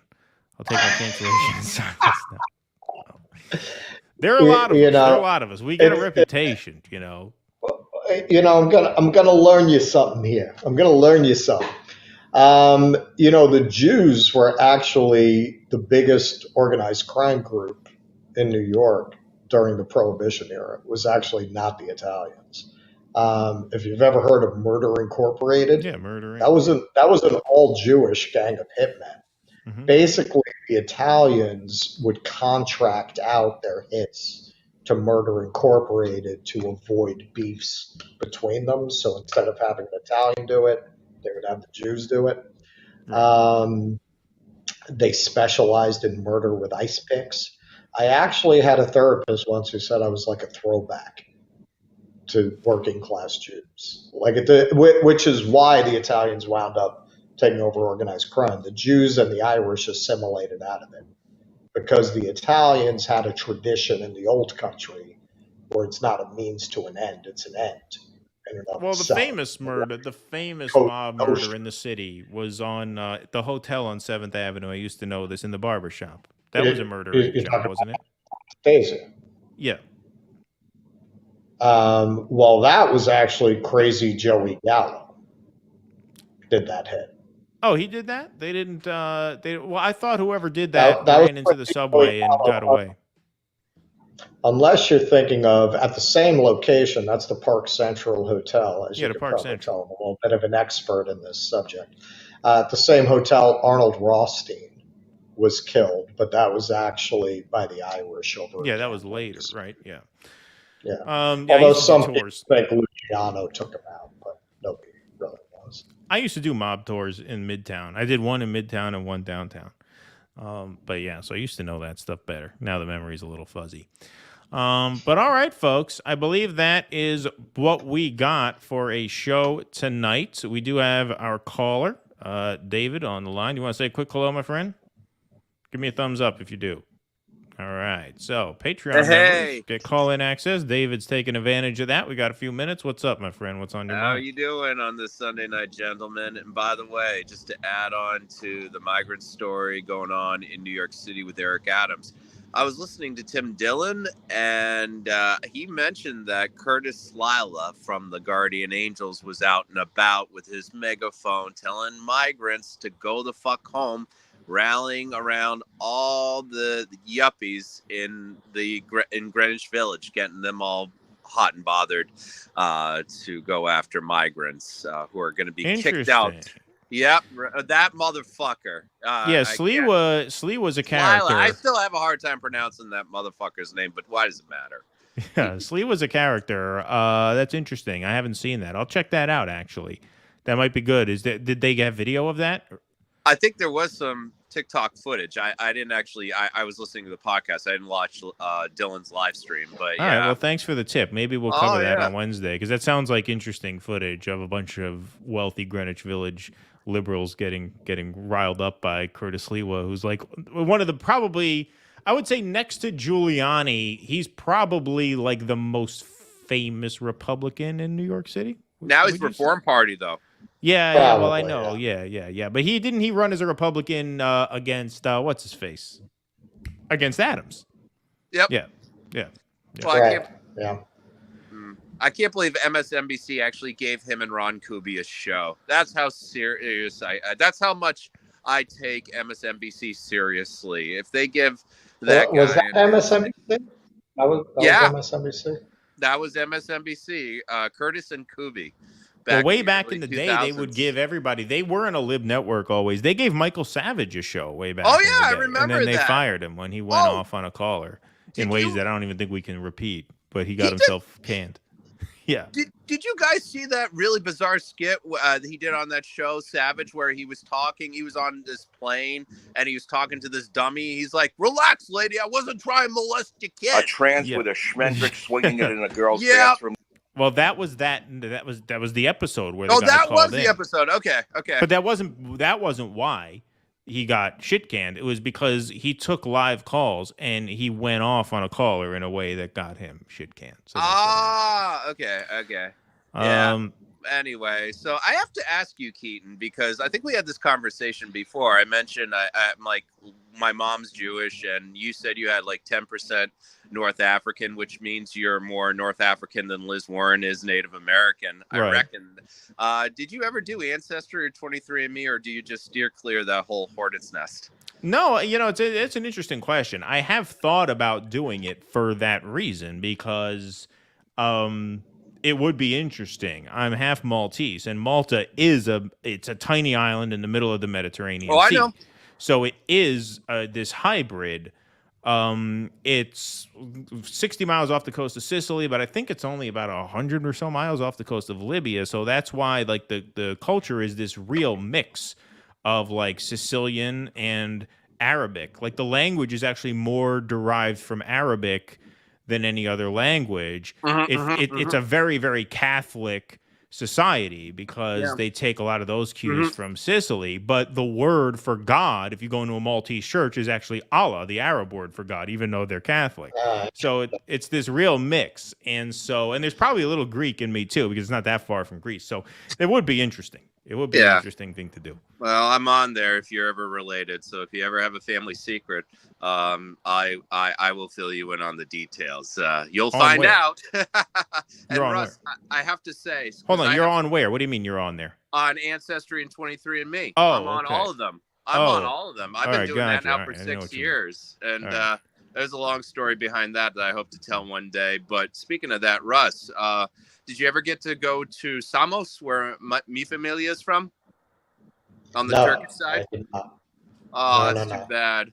Yeah, No, I'm hoping to get there This is someday. going to be my last adventure for quite a while. My adventures now will be in our benighted land of the United States. That's too bad. Well, I totally understand, but I like your gusto and just getting this out of the way before America becomes a shit show, because I'm thinking when the summer vacation rolls around, save up some money, go across the country. Maybe I'll do some East Palestine, Ohio stuff and go. Yeah, that's go a really help out hot there. tourist spot nowadays. Well, no. Yeah, great I'm tourist kidding. spot. No, I know. You I guys- know what you mean. Yeah. And maybe do what Pasta's been doing with Lahaina on Fire. I haven't got a chance to check that out. But Yeah. I'm glad you guys mentioned that. Definitely go to Pasta's channel and check that out. That was great. It was over an hour. I didn't realize it was going to be that long. Kind of put me to shame for taking so long to edit together the Jose Vega doc that he got that together in an hour. But yeah. Jose, by the way, went to China. He's back from China. And so we hope to have that Jose Vega documentary out in a month. So we're getting very, very close to having an official date on that. So stay tuned. David, thank you for the call. Appreciate it, my friend. All right. Hopefully Jimmy comes back tomorrow night. I'm wondering where he's hiding out. If he doesn't come He's back. on vacation. I think he is going to be back, though, pretty soon. Probably maybe tomorrow. Tomorrow's Monday. It's possible. All right. Thank you, man. Cheers, gents. Appreciate you. All right. Thank you. Roy Astorietta says the Jimmy Dore Show lost 700 viewers on Friday. How'd that happen? I don't know. What do you mean lost 700 viewers? Yeah, what do you mean lost 700? You mean or in the or on the live viewers? On the live viewers, did Pasta piss them off? I don't know. Interesting. Cortez says Jimmy's back on the 4th, so that'll be, I guess, Wednesday. Because I know they go Monday, Wednesday, Friday. Well, we will be back on the 4th as well. We had a great crowd in here tonight. Thank you guys all very much for being here. Thank you to those over on Rumble. We appreciate you. 238 strong in the Rumble chat. So between the two venues here, we had well over 1,000 viewers at a time tonight. That's cool. Cool. Thank you guys very much. Russell, any final words before we sign off? Anything we missed? I think we got everything. Did we not? We got everything. Yeah. I'm going to go check out Lightyear now. Order that up. Yeah. Russell's going to go check out some hot girl-on-girl action in Lightyear on Disney Plus. I hear it's pretty hot. Yeah. It's hot stuff. No, actually, this is on my to-do list. I have streaming services to cancel, including Disney Plus. It's like I've been keeping these services actually because of the show. Because I feel like, sometimes we cover movies and stuff, but you can order those movies like pay-per-view, like you can, like there's no reason to pay a monthly subscription. Like I hardly watch most of these. So actually, yeah, when I get home, I'm canceling Disney Plus, along with millions of others. Yeah, I have to keep Disney Plus because of my kids. You have kids. There's no reason. It comes too in handy. I mean, they've watched the Toy Story movies already, a million times on there. And the cool thing about the Disney Plus is, you get all the Marvel stuff too if you're into that. I'm not really, but I'm quickly gonna say, because of all the Snow White controversy, I actually went back and started watching Snow White because I haven't seen it since I was like a kid. Right. It's really like artistically, especially for its time, there had never been a full-length animated movie before. It's fucking genius, man. Because so much of the vocabulary of animated films was literally invented. And when you watch that movie and you think about that, there had never been anything like this. Right. And you look at how many of these inventions are still part of animated film. And also just the look, man, yeah, they can do really interesting things with computers now. But there's nothing like that hand-drawn, hand-painted animation. I mean, it's so beautifully done and so beautiful to watch. To attack that movie for being of its time, you really have to be a special kind of stupid. Yeah. For Snow White, a girl boss. Yeah, the girl boss. Yeah, the girl boss, exactly. Alrighty, folks. Well, you guys were an amazing crowd. Thank you guys very, very much for being here. Please, if you support what we do, if you want to support what we do, go to patreon.com/DoDissidents and become a member. You can also go to DoDissidents.substack.com where you can sign up as a paid subscriber. Even if you can't sign up as a paid Substack subscriber, please sign up for free. It helps you keep in touch with us. You get alerts when we're about to go live. And you also get audio podcast versions of all of our streams and the occasional written article or two when we have time to drop them. So please do stay in touch. If you're over on Rumble and you found us for the first time over there, hit that follow button. Please, please, please hit that follow button. We are trying to build the Rumble audience over there, and we've been getting a lot more viewers over there, and we love that. But the way to stay in touch with us is to hit the follow button. So please, over there, do that. Please, in here, hit that like button and hit that subscribe button if you are not already subscribed. And we will see you all back here Wednesday night, 8 o'clock p.m. Eastern. And until, actually, you'll be back in New York, right? No. That is literally my last. Okay, so that's the last one. And then Thursday is all trains, planes, and automobiles getting back to New York. Okay, so Wednesday is Russell's last show from Europe, and then back in the States for Friday. So we'll see you guys Wednesday night, 8 p.m. Thank you so much for this evening. Pleasure, as always. Until we see you again, be safe and be well. Courage. Please clap.